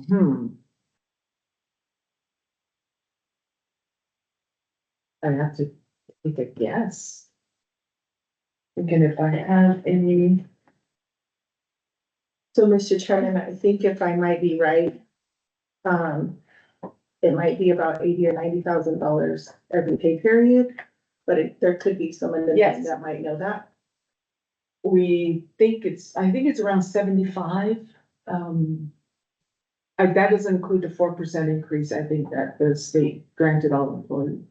So it might be around 80 every 2 weeks. Okay, that's all the questions I have for right now. Thank you. Thank you. Thank you, Treasurer. Going back to the board. Additional questions, comments for the district attorney? Yeah, Mr. Lujan. I'm just curious, do you know, I know you said the contract attorneys were paid about $150 an hour.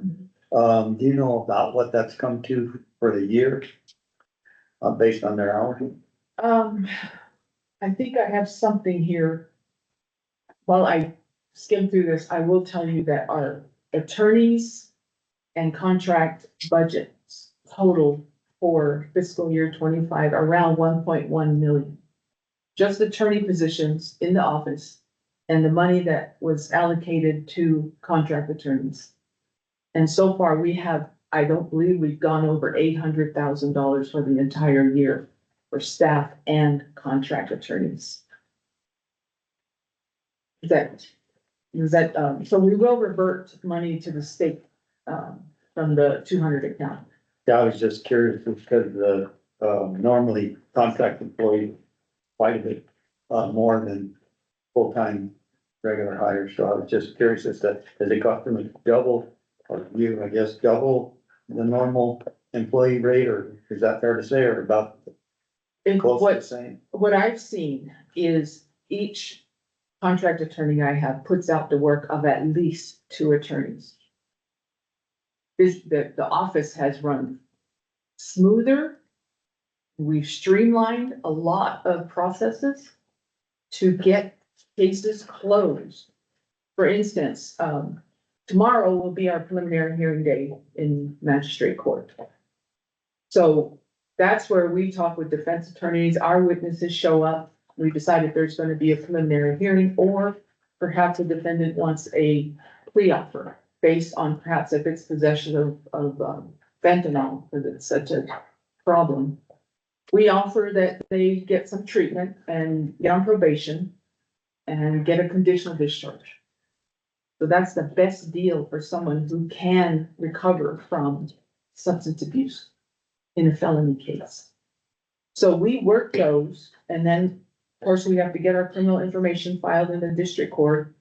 And then we will file put out our plea offer in formal documents to the defense counsel. And then, we'll see these close in 3 to 4 months easily, provided the paperwork gets moving. And we have a very cohesive staff, competent staff. We move paperwork. Last week, I think we pled out up to 12 cases. Yesterday, we pled out 3 or 4. So I'm just pleased at how well the streamlining has worked to keep our cases moving. Do you know what your retention rate is for employees? There, you're saying you're having a hard time with turnover. Do you have any idea what the retention rate is? I don't know, but I will say since January 1 this year, I think I've only, lost 2 employees. And I've got people who've been there, quite a while, and I see them enjoying their work.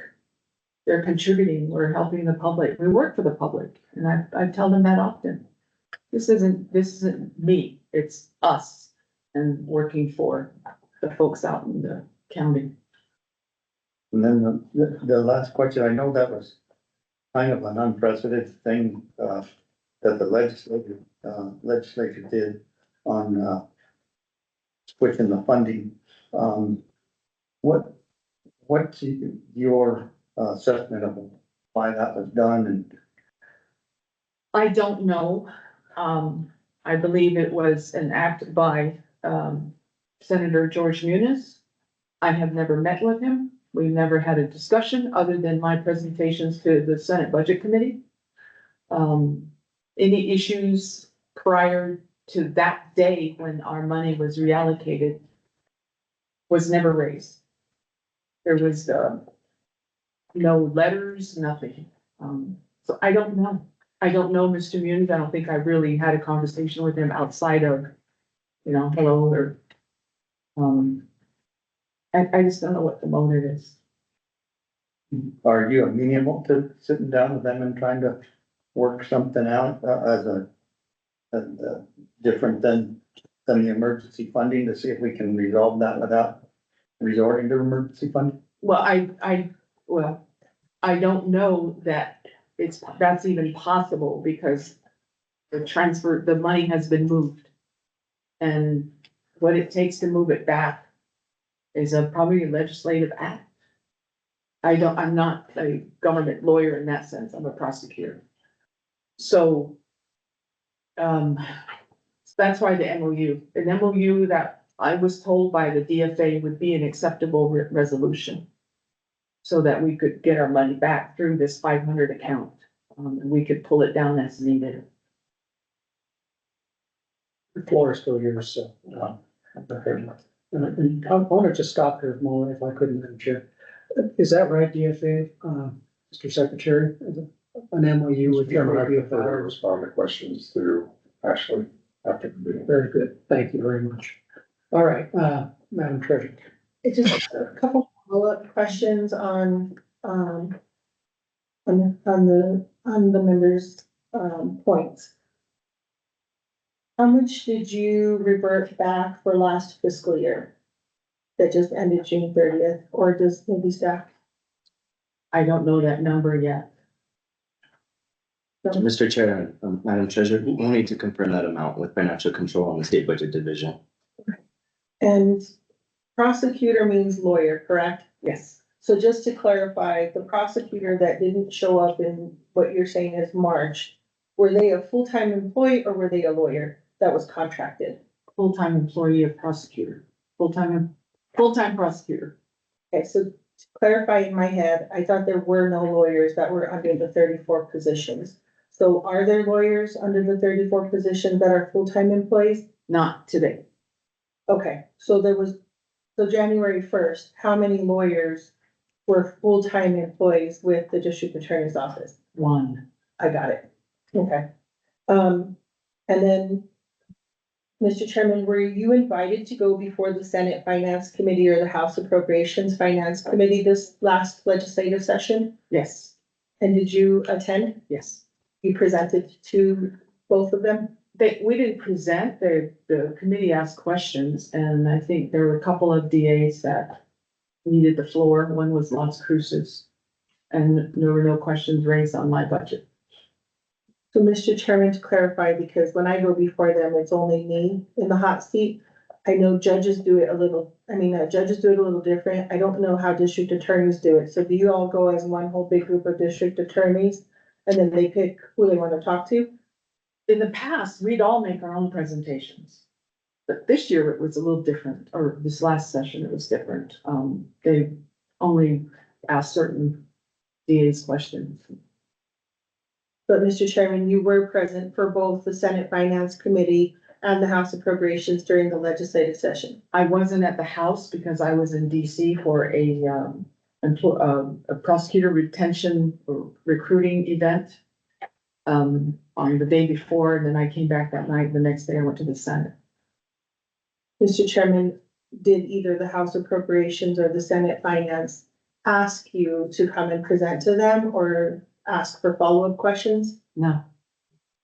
And Mr. Chairman, you said the money was there until the 24th hour, meaning the last day of the session. Yes. Okay. And then I know we have emergency funding of 4 million for our operational reserve fund. From a legal standpoint, if the lawyer could just read the statute that tells us that we're allowed or permitted to appropriate funds for this situation, and I believe the lawyer might be online.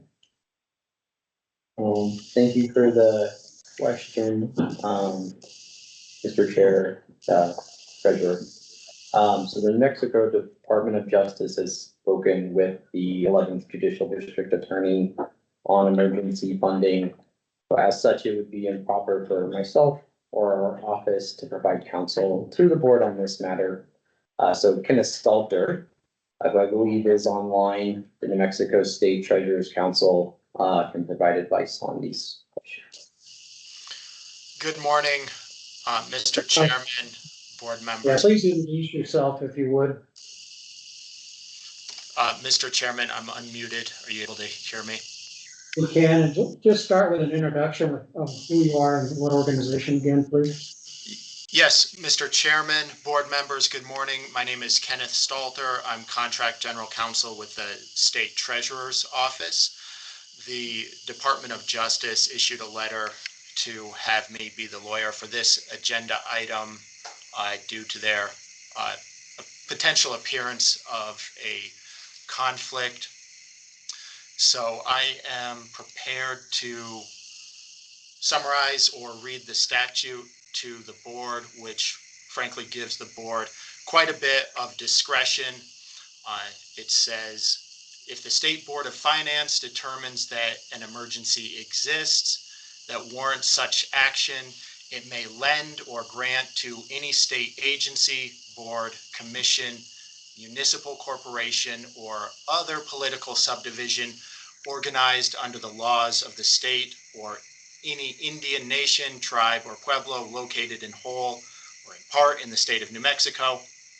That sum of money the board determines reasonable and appropriate from any funds appropriated to the board for use in meeting emergencies. As used in this section, emergency means an unforeseen occurrence or circumstances severely affecting the quality of government services and requiring the immediate expenditure of money that A, is not within the available resources of the state agency, board, commission, municipal corporation, or other political subdivision, or the Indian nation, tribe, or pueblo located in whole or in part in New Mexico, as determined by the State Board of Finance, and B, if subject to appropriation, cannot reasonably await appropriation by the next regular session of the legislature. And there's no case law that I found interpreting that. I think the board has a lot of latitude as long as the board stays within its appropriations that have been set aside for emergencies. The board does have a policy, but my understanding of the policy is directed to staff for the purpose of framing recommendations while retaining discretion to the board. Thank you. Madam Treasurer. Thank you for that. I appreciate it. And because I am not a lawyer, there was a case that was just dismissed. Is that on the merits of the case or on the merits of it not being an emergency to deal with right away? Mr. Chairman, board members, there was a case in the New Mexico Supreme Court filed by District Attorney Martin. This Supreme Court received responses from the governor's office, the legislative members, the other 11th Judicial District Attorney, and the DA's Association. And the Supreme Court, in a very brief order, denied the petition without any explanation of the grounds for the denial. The responses had raised several issues, some of which were procedural, some substantive. It's almost impossible to infer what the Supreme Court was thinking, but if I were to think what was likely based on the responses, this court probably did not believe it was procedurally in the right posture at that time and perhaps wanted some factual development before a court of record like the district court. And Mr. Chairman, Mr. Stelter, there's another court case, correct? Mr. Chairman, board members, that is correct. The district attorney has filed another case in the district court in Santa Fe.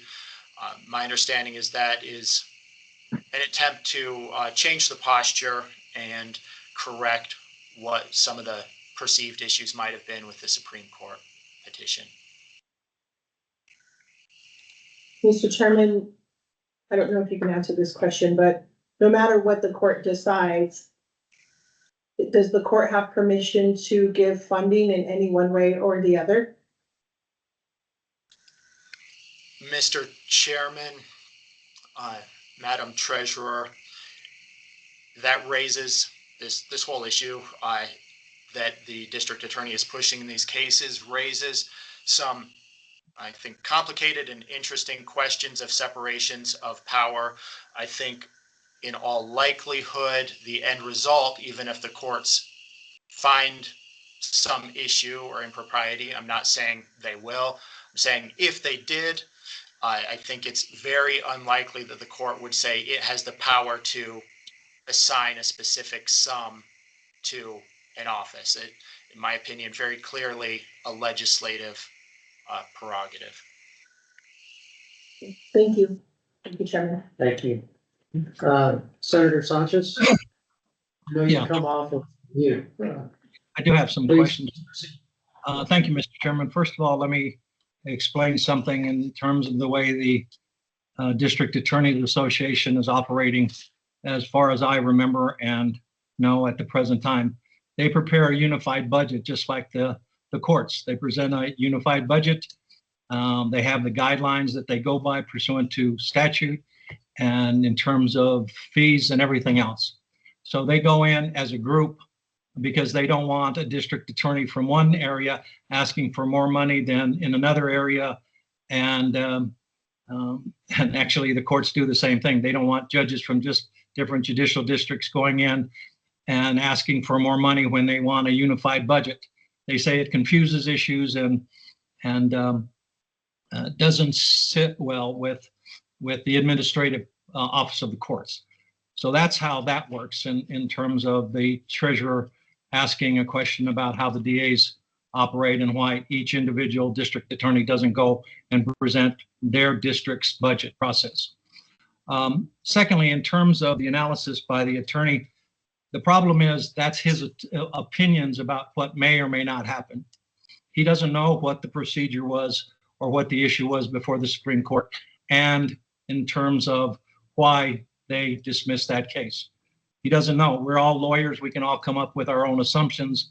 We can all figure out different ideas or theories, but we can't assume anything, especially in light of everything that's happening now with the United States Supreme Court. So I wouldn't, I just have to tell you, attorneys surmising as to what may or may not happen, like returning money, that's a strong possibility, but we don't know until it goes to court. I'm looking at it differently, and I guess I'll ask a question of the presenter, the Madam District Attorney, in terms of contract attorneys, and then I'll get back to my regular premise on this case, and I call it a case, this issue. Generally speaking, district attorneys don't contract out their work. The times that they contract out their work is generally when there's conflicts within the case itself, and the district attorney's office may be having a conflict with a victim and an accused, where they may have represented the accused at one time, and then they're going to represent them against the alleged victim in a case. So generally speaking, at least in the districts that I'm aware of, contract attorneys aren't used, and they're only used during conflict of cases in certain cases. So to the Madam District Attorney, are your contract attorneys there for conflict cases, or are they there because there's a shortage of attorneys in your office?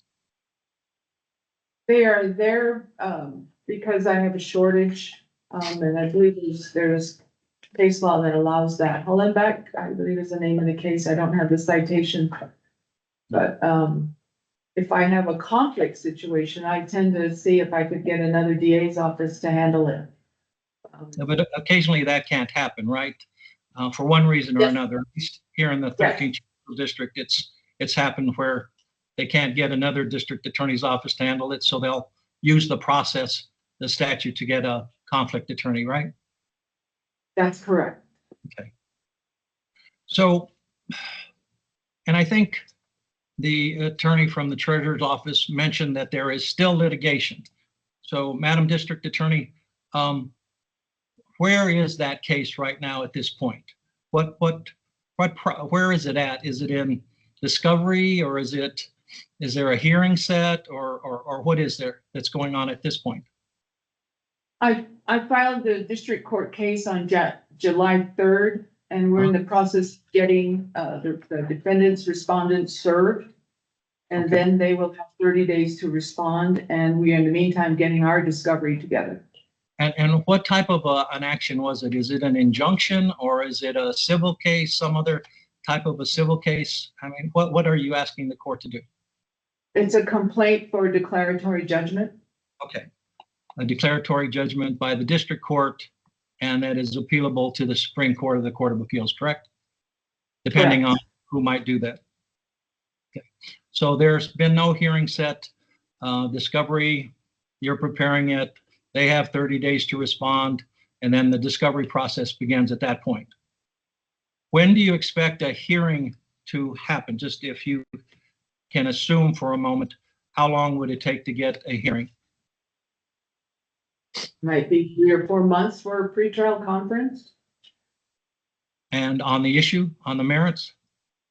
Oh, I would guess even more months after that. If I remember correctly, declaratory judgments are actions that judges generally treat as kind of an emergency, on emergency basis, because of the relief you're asking for. Have you ever, do you agree or disagree with that? I don't disagree with that. Okay, thank you. So here's kind of my take on all of this for the board and to the district attorney. And I've read the letter. I was going through the letter, that June 20th letter, the June 20th, 25 letter describing what's going on. It's a lengthy letter, but it has a lot of issues. And Madam District Attorney, let me just say this to you right off the bat. I'm really grateful that you're working with your community to get them help in terms of drugs and alcohol abuse. I think you mentioned that early on and how you work to do that. And I really appreciate it. And I'm sure everyone in your community as well as the state thanks you for doing that. But one of the things that I will just say, I'm not sure why it's before us, but according to our staff and the attorney who just made the little presentation, it appears that it is something that we could consider. But let me throw this out to the board and understand what I'm trying to say is that anytime something happens in the legislature that an elected official may not like or doesn't get what they want in their budget process, or something interesting happens along the way, understand we will be setting precedent for those kind of issues to come before this board. To me, those are either legislative issues or DFA issues. And I think that's where I went to when I'm looking at paragraph H in the letter. And paragraph H is applicant has explored all avenues of funding. She submitted her budget, which was approved by the House in the original version of House Bill 2 after the misappropriation was signed into law. Applicant attempted to get a veto from the governor, which she didn't. When that was not granted, applicant attempted to get an interagency memorandum of understanding MOU signed with Mr. Fortner, who's the district attorney in Division 1. She also sent the MOU to counsel for DFA and was told that could be a workable solution of DA Fortner would sign. As of this date of the application, DA Fortner has refused to respond to the request for the MOU or to sign it. I do a lot of cases where mediation is involved. I mean, way too many cases that I'm doing, but the majority of those cases end up into some type of mediation through an individual or a person who, one, knows the law, probably an attorney, who can resolve these types of issues.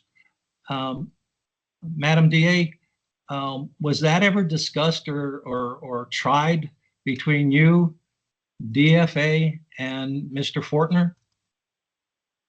Not a formal mediation effort, no.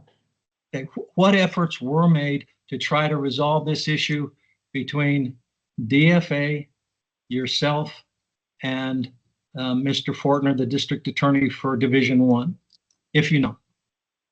Well, I met with, or I discussed on the phone, DFA, with DFA, the MOU.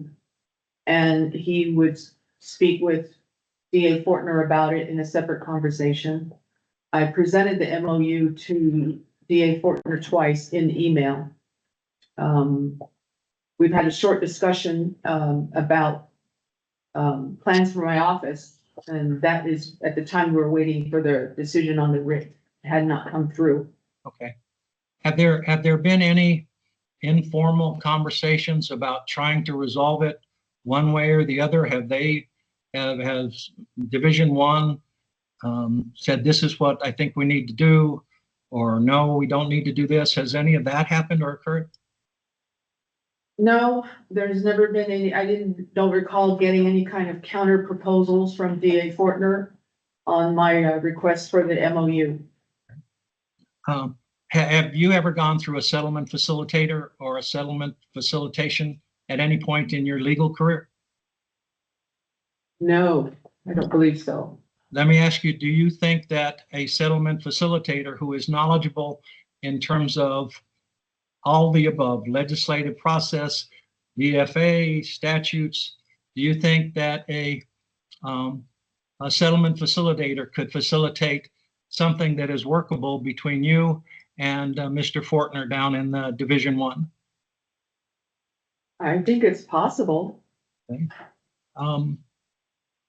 How, if you were to propose a settlement facilitation to occur, how soon would you be available to do that?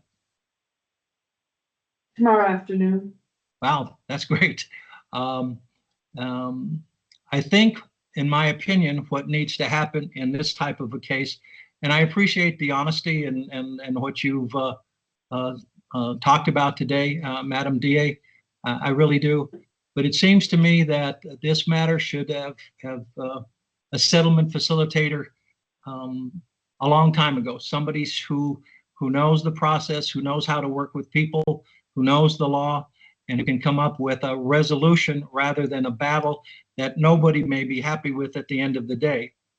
One way or the other, if your lawsuit goes through, somebody's going to make law. Either you're going to make law on your side, or the legislature is going to make law on the other side. And as I'm sure you're aware, sometimes in appeals and appeal processes, bad laws are made that have unintended consequences, I guess is the way I'd say it. It just seems to me that that we as a board should not be involved in this type of an issue. I understand the nature. I understand what she's going through. I don't know the particulars. I mean, I've heard it through the testimony today and through reading through what has been presented to the board before be coming to the hearing. But again, Mr. Chairman, I just don't think that the board should be put in this position. I think it sets a bad precedent, and I'm hoping DFA and Mr. Fortner and the district attorney can get a settlement facilitator in the next at least 10 days. And there's very good facilitators out there. There's very good, knowledgeable facilitators out there that probably could wrap this thing up just like that. And again, if we're going to do this, just understand you're setting a precedent for any time it happens. And love elected officials, Madam Treasurer. I got you. I know what sometimes the budget process is a weird budget process. You've been around long enough to know how that budget process works and some of the in and outs of that process. But the legislature makes the decision. The governor got involved in this in a way that, she decided to stay out of it by not having or vetoing that provision. And I don't know that she had the authority to do that, by the way. If it's one provision in a big bill, I don't think you could just line item veto that out of that budget bill. Because then it would have been budgeted everything out of the 11th Judicial District Attorney's budget. I think if that's the way it was set up. So for those reasons, I don't know that I can support this emergency motion. I think it sets a bad precedent, but I would encourage both the DFA, I would encourage Mr. Fortner, and I would encourage Madam District Attorney to sit down, get a settlement facilitator now, and get it done within the next 10 days, which I think it can be done. And I think it would be resolved rather quickly. So thank you, Mr. Chairman. I'm sorry I went a little longer than I wanted to. And also let me apologize to the board and other members for not being here on time. I had a court appearance and the judge just wouldn't let me go earlier than I wanted to get out of there. But thank you for your patience. Appreciate it. Senator Sanchez, thank you very much. We miss you. We always miss you when you're not here in person, but thank you for your skilled legal assessment, which I concur with in terms of setting precedent, which is really difficult. So I think where I'd like to go is there a motion that you're ready to make, Senator Sanchez, with regard to that? And So actually, I have something on those points. I'll pause for a treasure. Thank you. So I by no means am an attorney.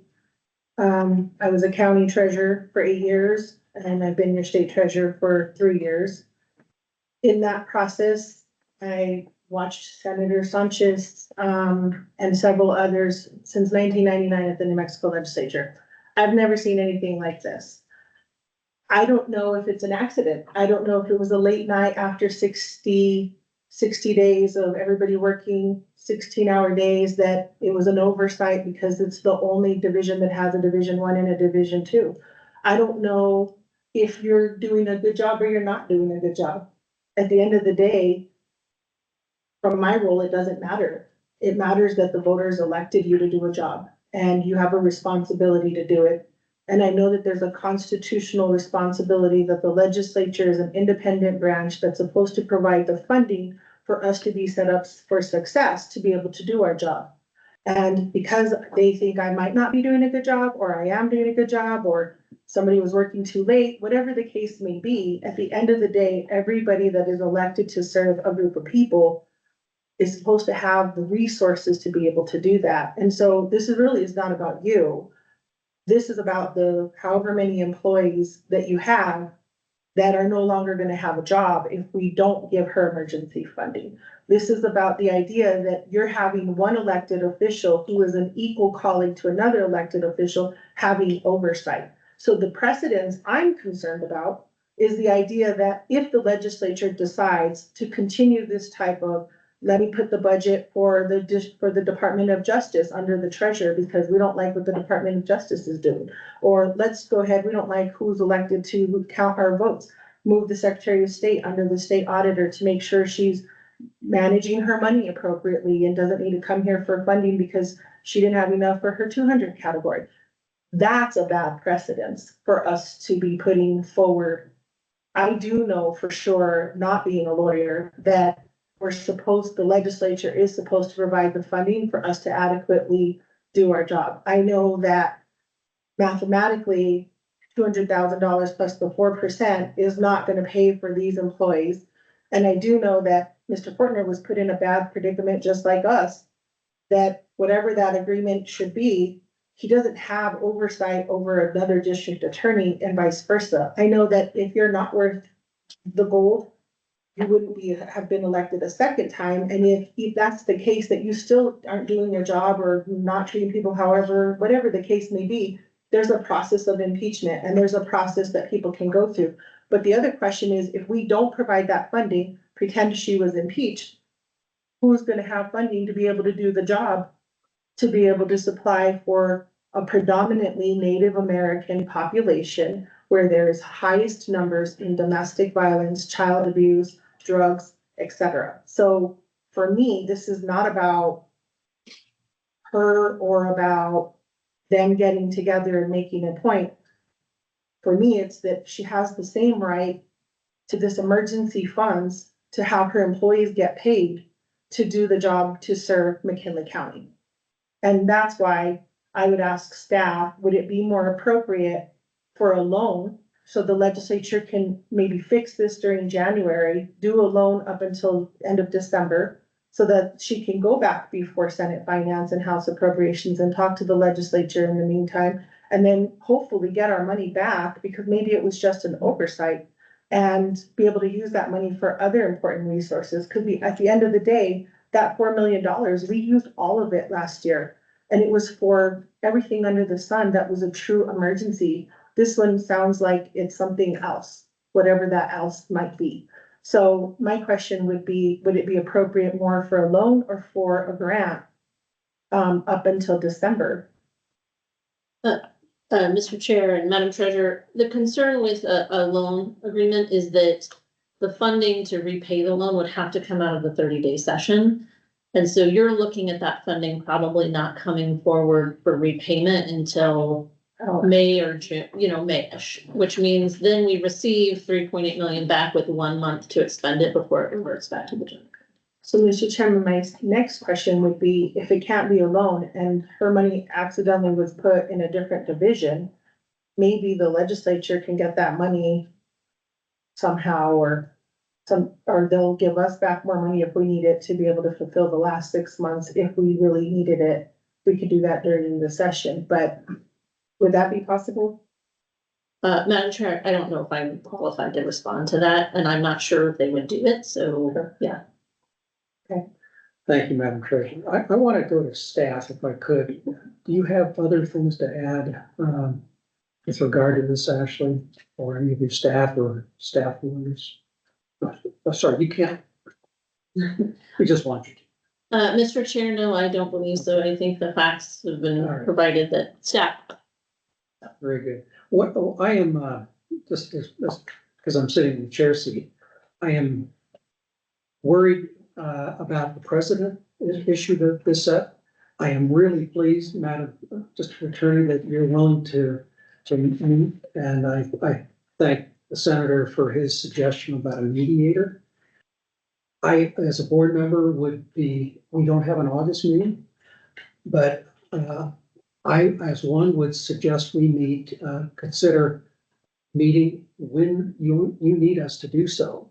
If those negotiations with a mediator don't go as they plan, we have the deepest respect for what you do, and the fact that if you don't have adequate funding in a timely way, you're going to lose your staff, which means you're going to have to rebuild it. And that is where the critical emergency, as the treasurer, I think, is noted, really comes in here. But I would, as one board member, prefer that we don't set the precedent of actually making a grant or a loan, because that would open the door for future sessions of legislature to do the same thing to other future elected officials if we're here to bail out. And by the way, Madam District Attorney, we are given a very limited amount of money for emergencies. And as the treasurer just noted, it's in high demand. There are many, many emergencies throughout the state. water districts, people without water, to the Secretary of State's office, finding out that they're short of money at the end of the year to pay staff. You can't imagine, Madam District Attorney, what kind of requests we get, and we have such a limited resource. We have 11 months left in the year as well. If we use this money, you can imagine it could create huge repercussions for our communities out there that might need an emergency grant or a loan. So I would certainly opt for the mediation route and let us stand behind you here and meet when maybe that is not successful, but hoping that it can be successful. And we'll be here to support you. Does that make sense to the board on behalf of that? Mr. Chairman, for me, it doesn't, because you're putting one elected official at the mercy of another elected official that is their same colleague. The other reason why that doesn't work for me is because who's to say these employees are gonna stay? They're gonna look for jobs. And it's already hard to find these people in this skill set, because they don't know whether or not we're gonna say we're gonna give them money in 2 or 3 months. So I think the middle ground is do what the senator said and have them mediate, but in the meantime, give 80,000 for a month's pay until we get back, whatever our next meeting is. So probably about $500,000 to cover the mediation process, because I think sometimes those things take a while. And also if it doesn't work, that they have time to give staff whatever they need to give them to come back to us. But this isn't fair to the employees. This isn't fair to the child victims. This isn't fair to the people who had to balance issues. This isn't fair to a whole Navajo Nation population that's in McKinley County, along with everyone who lives in the Gallup area, to not have prosecutors to prosecute cases. I just think that that's a whole other stress of a job outside of the 132 cases this week. So I'm gonna make a proper motion, and you guys do with it what you want. I'm gonna make a proper motion for a grant of $500,000 or whatever that dollar amount is, plus or minus 100,000 until our next meeting, so that they can, with the contingency that the Division I and Division II people meet and work with the appropriate lawyers and DFA to try to resolve this for this fiscal year. Thank you. We need a second. Mr. Lindholm? A quick question, in order to be able to maybe even vote on that is, can San Juan County not today prosecute in the meantime while this thing gets resolved? No, So they're, I am authorized as the DA in McKinley County to hire attorneys, run my office pursuant to having been elected and pursuant to statute in the Constitution. Mr. Fortner has San Juan County. There's no law, and no one's raised any, that allows a DA to work in 2 districts, or to allow his attorneys to work in mine without my approval. I'm not going, I can't set that precedent to bring in others. But any agency can do whatever throughout the state. To clarify to his question, isn't there a law that says a district attorney can't work in another county or district if they haven't lived in that district for the last 3 years? I think it's 1 or 3, yes. We're still on discussion to the treasurer's motion. Are there additional comments?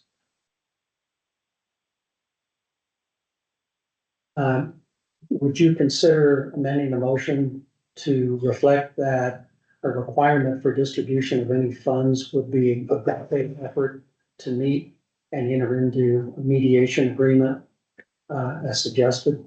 Yes. Senator Sanchez, may I go to you for any thoughts, comments? Well, explain what you just said, Mr. Chairman. The motion is to approve an amount that the amount mentioned was $500,000 to allow for the Madam District Attorney to continue to pay her staff so she doesn't lose them while a mediation process, as you suggested, Senator, is ongoing. And I think there's a need that we know that the district attorney will do her level best to get Mr. Fortner up in San Juan County, who owns the dollars that the legislature gave us, to the table and solve it. And again, I think we ought to be, as a board, ready to meet in special session if we need to do so to help this situation. So back to you, Senator. I still think we're going up in an area that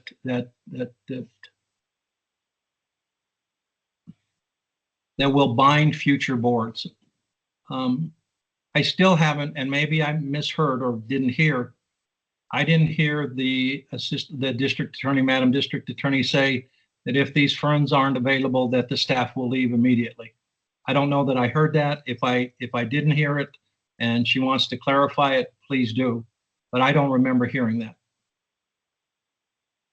Does she have enough funds at the present time to be able to continue and have those people working for at least a month?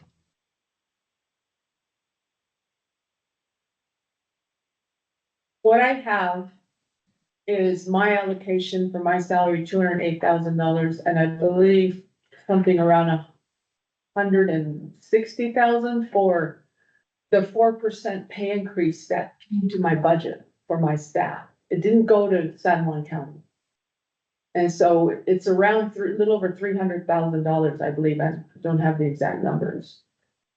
And if we're paying 80,000, 75 to 80,000 a payday, then that would be about through less than 3 paychecks. But I still need to pay internet. We have to pay the phones. We have to pay the gas cards so our cars can serve peanuts. To clarify, Mr. Chairman, you have money in your 300 and 400 category, correct? No, just in She 200. doesn't. No, just in 200. Oh my God, okay. So, Mr. Chairman, I said 500,000 because divided by 80,000, which is every pay period, that's only 6 pay periods. And you said we don't have a meeting in August, We will meet in September, which we could take this back up if we needed. so that would take 2 months. So That's we probably need more like the 600,000 just to cover. She would be able to use her salary in contingency, but that's not a good budgeting way of doing stuff. I'm looking at our staff. Is there any help on the budget numbers here? Mr. Chair, we can look at it. We don't have it broken down to that detail. Marcos? Mr. Chairman, and the rest of the board, so the discussions I had with state budget on this, the original budget request for the DA's office was about $3.8 million. Of that, she did receive 200,000 in her 200 categories, which covers the personnel and employee benefits. She did not receive anything in her contractual budget. What was requested was 155,000. And then there was 185,400 that was requested in the other category, which is utilized for those other expenses such as running the office. In conversation that I had with the state budget director, as Madam DA did mention, she did receive the 208,000 for her salary plus 165,000 for the 4% compensation, which is, I believe, already built into those salaries for the 24 employees that she has. And if the payroll's 80,000 per pay period, how long does that take us? Well, Mr. Chair, what I would note is, given that there's nothing in the 3s or 4s, I just did a simple 3.8, which was the FY26 ask divided by 12 months. So a monthly cost for operations, and this doesn't account for the 208,000 that's already there, would be about 316,000 per month if you divided that budget up on a monthly basis. Mr. Chairman, just for clarification, you said all of the full-time employees are fully there. There's no vacancies. Oh, I have vacancies. See, yeah, I know, because I just looked at the document. You have 13 vacancies and 20 employees. Does that sound more correct? Based on the fiscal year 26 document that was in our packet, it looks like you have 13 vacancies and 20 employees in the office. If that was what was submitted, that's correct. So the reason why I said 500,000 plus or minus 100,000, because I didn't know about that other part, is that we're not gonna be here in August, so that gives them a month to do their negotiations and figure it out. And if they don't, you don't want more employees and to Senator Sanchez's point, I was saying that only because if I know that a grant is gonna be done, or I know that I'm not gonna have a job after the end of the session, I'm already looking for a job to find work because I have a family to provide for. So that was more of me than it was her, sir. All right. We have a motion on the floor. Do we have a second?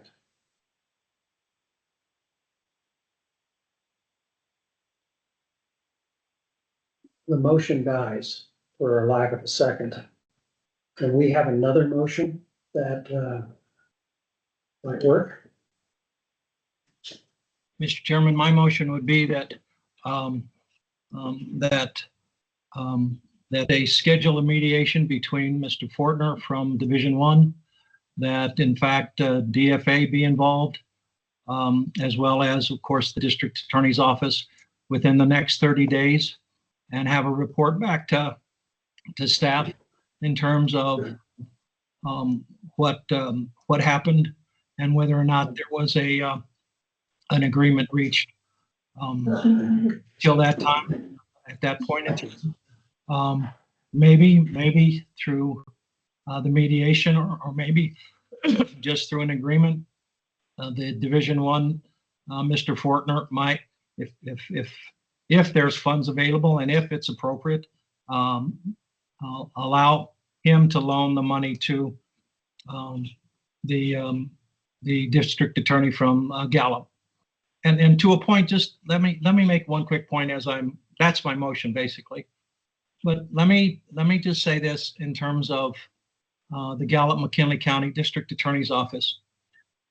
I will tell you that in the past, I know that the Supreme Court years ago took over the office of the District Attorney's Office with a prior district attorney at some point in time, and I can't remember the name of the individual. But there is a process where the state or the state Supreme Court can, or the administrative office of the courts through the Supreme Court, if there is things that are happening in a DA's office, can in fact have someone and prosecute those cases. So that's my motion, Mr. Chairman, and I didn't mean to elaborate that way, but I wanted to clarify that a little bit. Thank you. Thank you, Senator. I want to note, Secretary Props mentioned that DFA cannot be involved with those meetings because they approved House Bill 2, and it would be inappropriate for that. Mr. Chairman, members of the board, thank you. And I certainly respect the position that Senator Sanchez is coming to, but I would respectfully suggest that DFA is an unnecessary party to any mediation. The mediation should occur between the two DAs. DFA has implemented House Bill 2, as passed by the legislature and signed by the governor. And so I would suggest that if mediation is a direction from the board, that occur directly between the parties, the two DAs. And hopefully if there's a resolution to this matter, DFA will implement that resolution. But in terms of being involved in chairman, I do not believe it's an appropriate place for DFA at this time. Mr. Chairman. We'll finish with the senator. Comment.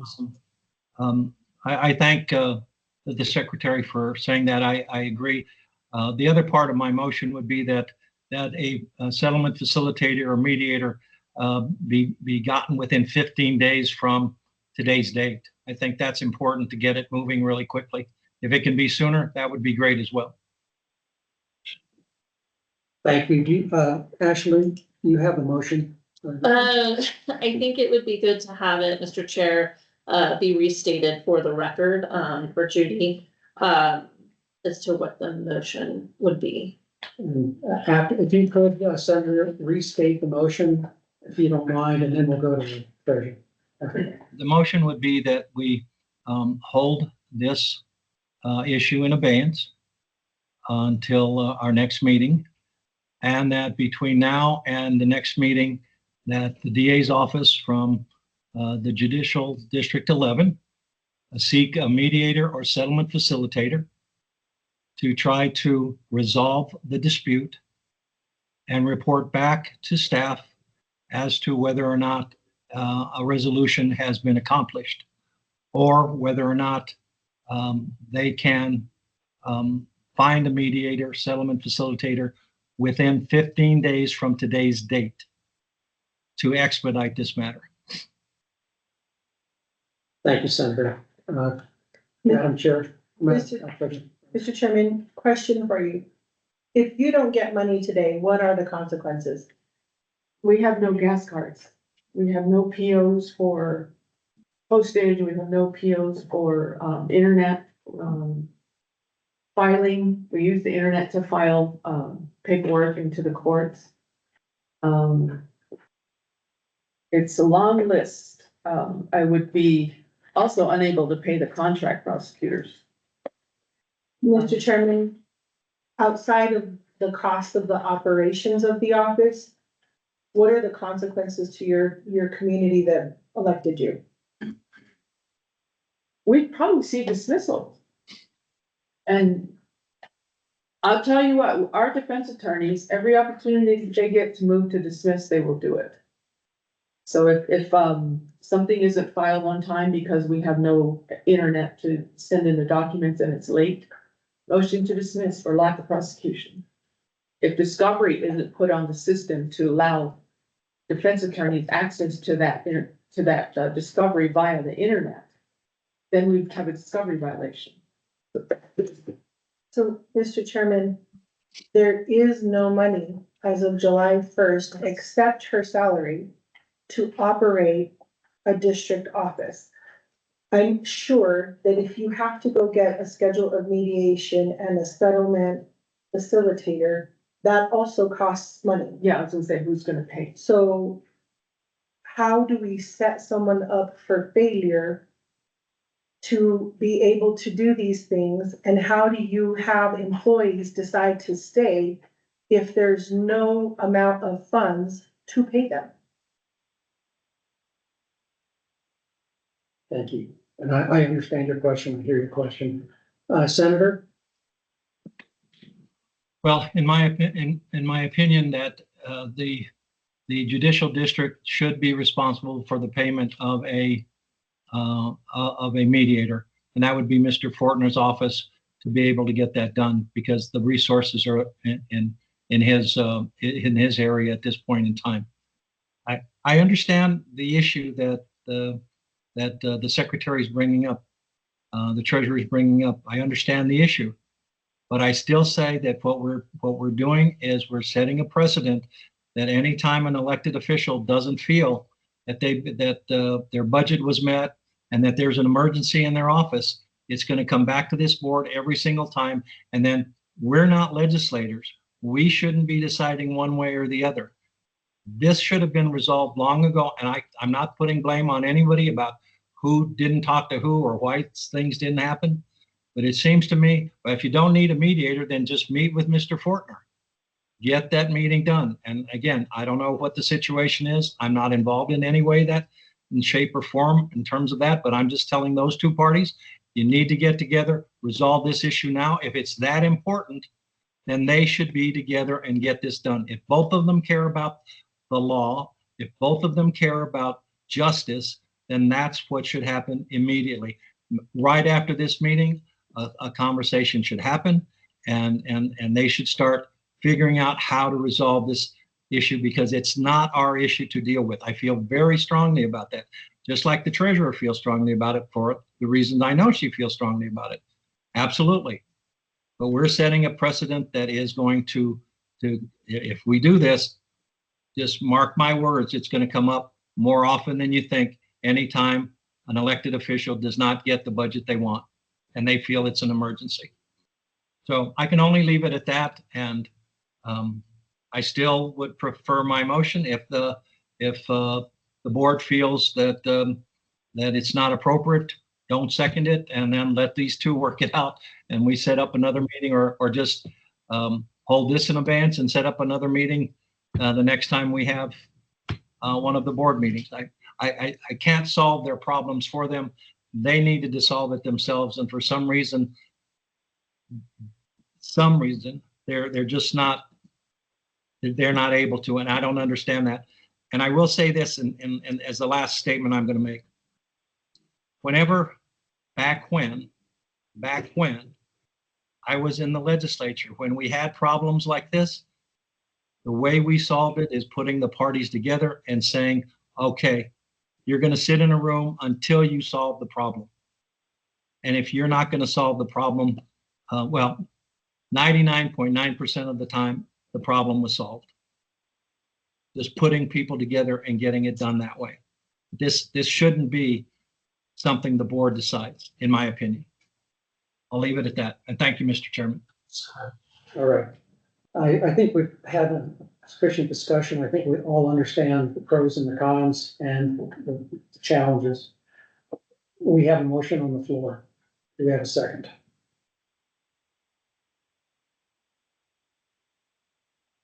I'm going to second it for the purpose of taking a vote, and I think I know what the vote's going to be.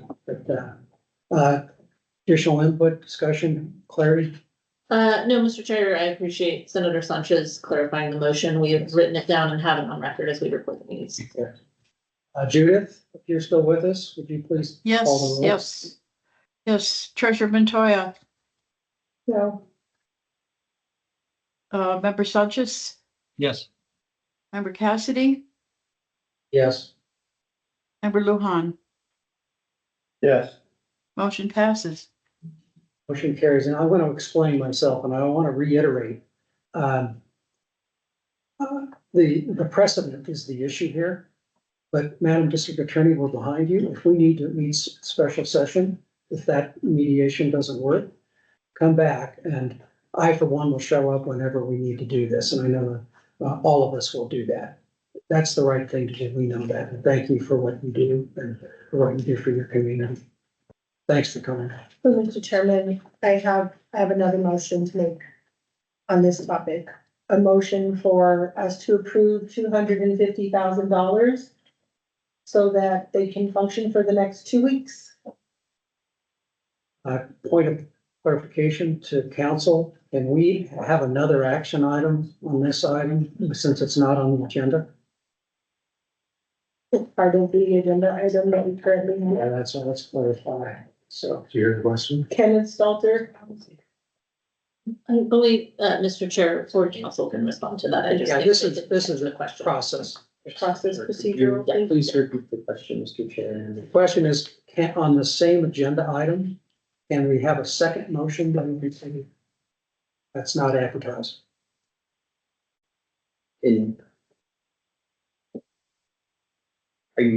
Is it on the same matter? Yes. Yes, yes, I think you can take another motion, but I would note that you did take a motion and vote and pass on it already, so I think you're trying to amend or just take an entirely new motion. No, they already made a motion for them to go talk and take care of it within the next 15 days. So the next motion I'm making is for $250,000 to cover for this 2 weeks. If she has to help pay for the settlement or the lawyers to meet and monitor all of that, or pay to keep the lights on, or pay the next paycheck for those 2 weeks for her to be able to do that. Sorry, was there another comment on Senator Sanchez? Yeah, I thank you. I don't believe procedurally under the rules, Robert's rules, that it's appropriate at that point in time. Once the motion is made and passed, I don't think you can amend it. The matter has been heard, it's been decided, and that's basically the end of the discussion in terms of trying to move something else forward, because it was asked for, there was money that was asked for in the motion itself. Basically through the motion, it was not granted, and it's moving forward in another direction.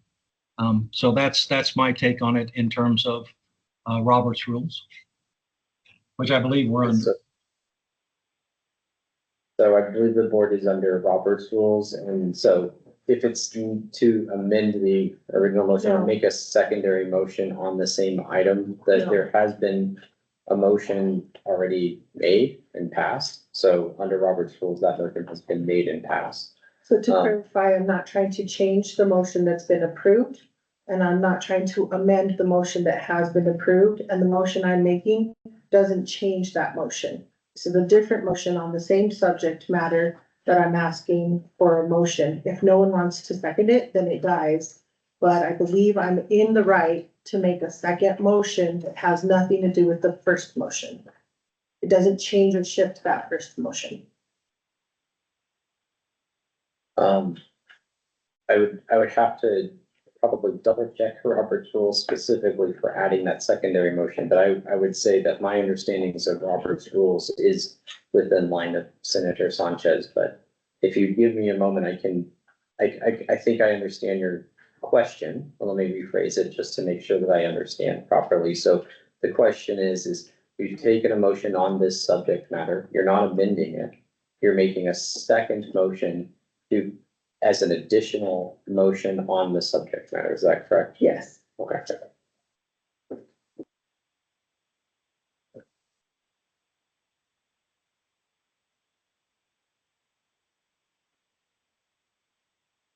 Just a point of clarification, you're doing research. Yes, point of clarification. I'm using my. In the interim, if I could, with Ashley's help here, Mhm. can we identify a date for a special meeting in August that would work for the staff? And we don't want to interfere with your time off and the things that the month of August usually entail for our staff, and we're respectful of that. Where we could meet if we need to, so we can have a backup plan for the district attorney. Mr. Chair, I think we can put a tentative date together. Can we? We may want to, we can set that. We may, depending on how any mediation or facilitation would go, we would maybe want to adjust that, given that, but yeah, we can. In which case we can deal with that for the district attorney. But we're hopeful that the mediation will work, and then we will be here to meet. So, May I ask a question? of course, Are your meetings always on Tuesdays? no, just the regular meetings, but a special meeting we could call. Cause I have district court on Monday, I have jury trials on Tuesdays, 7 of which were continued today. I have prelims on Wednesdays. The best day for my office would be Thursday. Well, let's hope it works and that we don't need to meet, but we'll work around the schedule. So, no problem. So, but, the deputy director will connect real quick with our schedules. Bear with us for council still answering the question.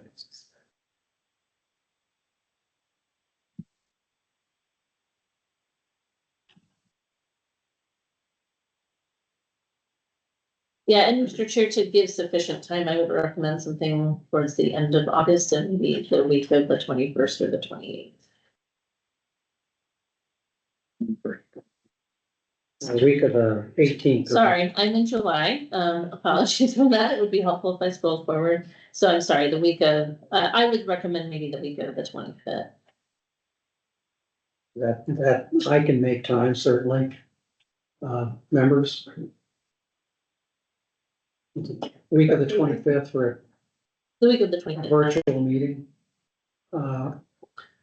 Or in person. Yeah, I would recommend, In in person, Mr. Chair, for when we moved to virtual for the legislative session, we reposted that notice, so. I mean, it is a special meeting, so I'd have to go back and look at our open meetings act resolution. We may be able to hold it virtually, but, we can work on that. But the 25th, did she say she could meet on the 25th? I thought she. I just said the That's week a of the Monday. 25th, That's a Monday. so the week of the 25th is what I was proposing, yeah, staff should be, yeah. 25th or 27th. And, I don't. Twenty-sixth is that Stacy? Yeah. I will be out of money by then. You will be. I will be out. And staff will be moving on.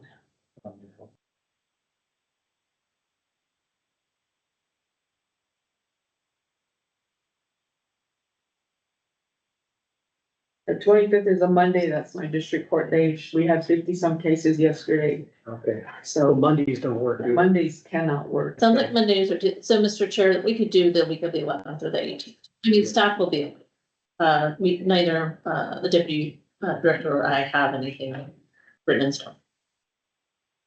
So Earlier the that's a better. pleasure. Oh, yes, So how about the 13th, tentatively? 13. Mr. Chair, the 13th is the State Treasurer's Investment Council meeting, but we could do the afternoon.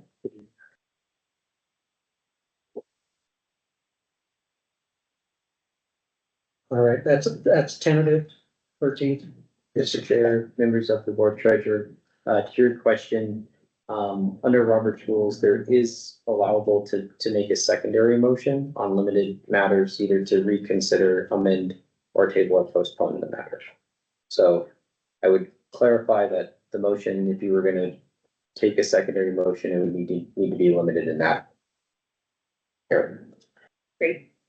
So then I would make that motion to approve $250,000 so that they have enough money to do this mediation and pay, to keep the lights on and pay staff for the next 2 weeks.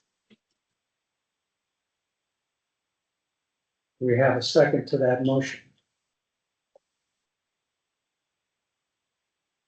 Motion dies for lack of second. The backup plan is to get together just as soon as, I think it's incumbent upon you to schedule that mediation. And let's get it done, and we'll be here to meet. That concludes this action item, and I think that actually concludes our meeting. Yes, Mr. Chair, we completed the informational items, at the beginning of the meeting. All right. Did we set a time? Mr. Chair, we did not set a time. I'd like to leave that tentative until. Afternoon of the 13th. And, do we have a motion to adjourn? All right, the meeting is adjourned.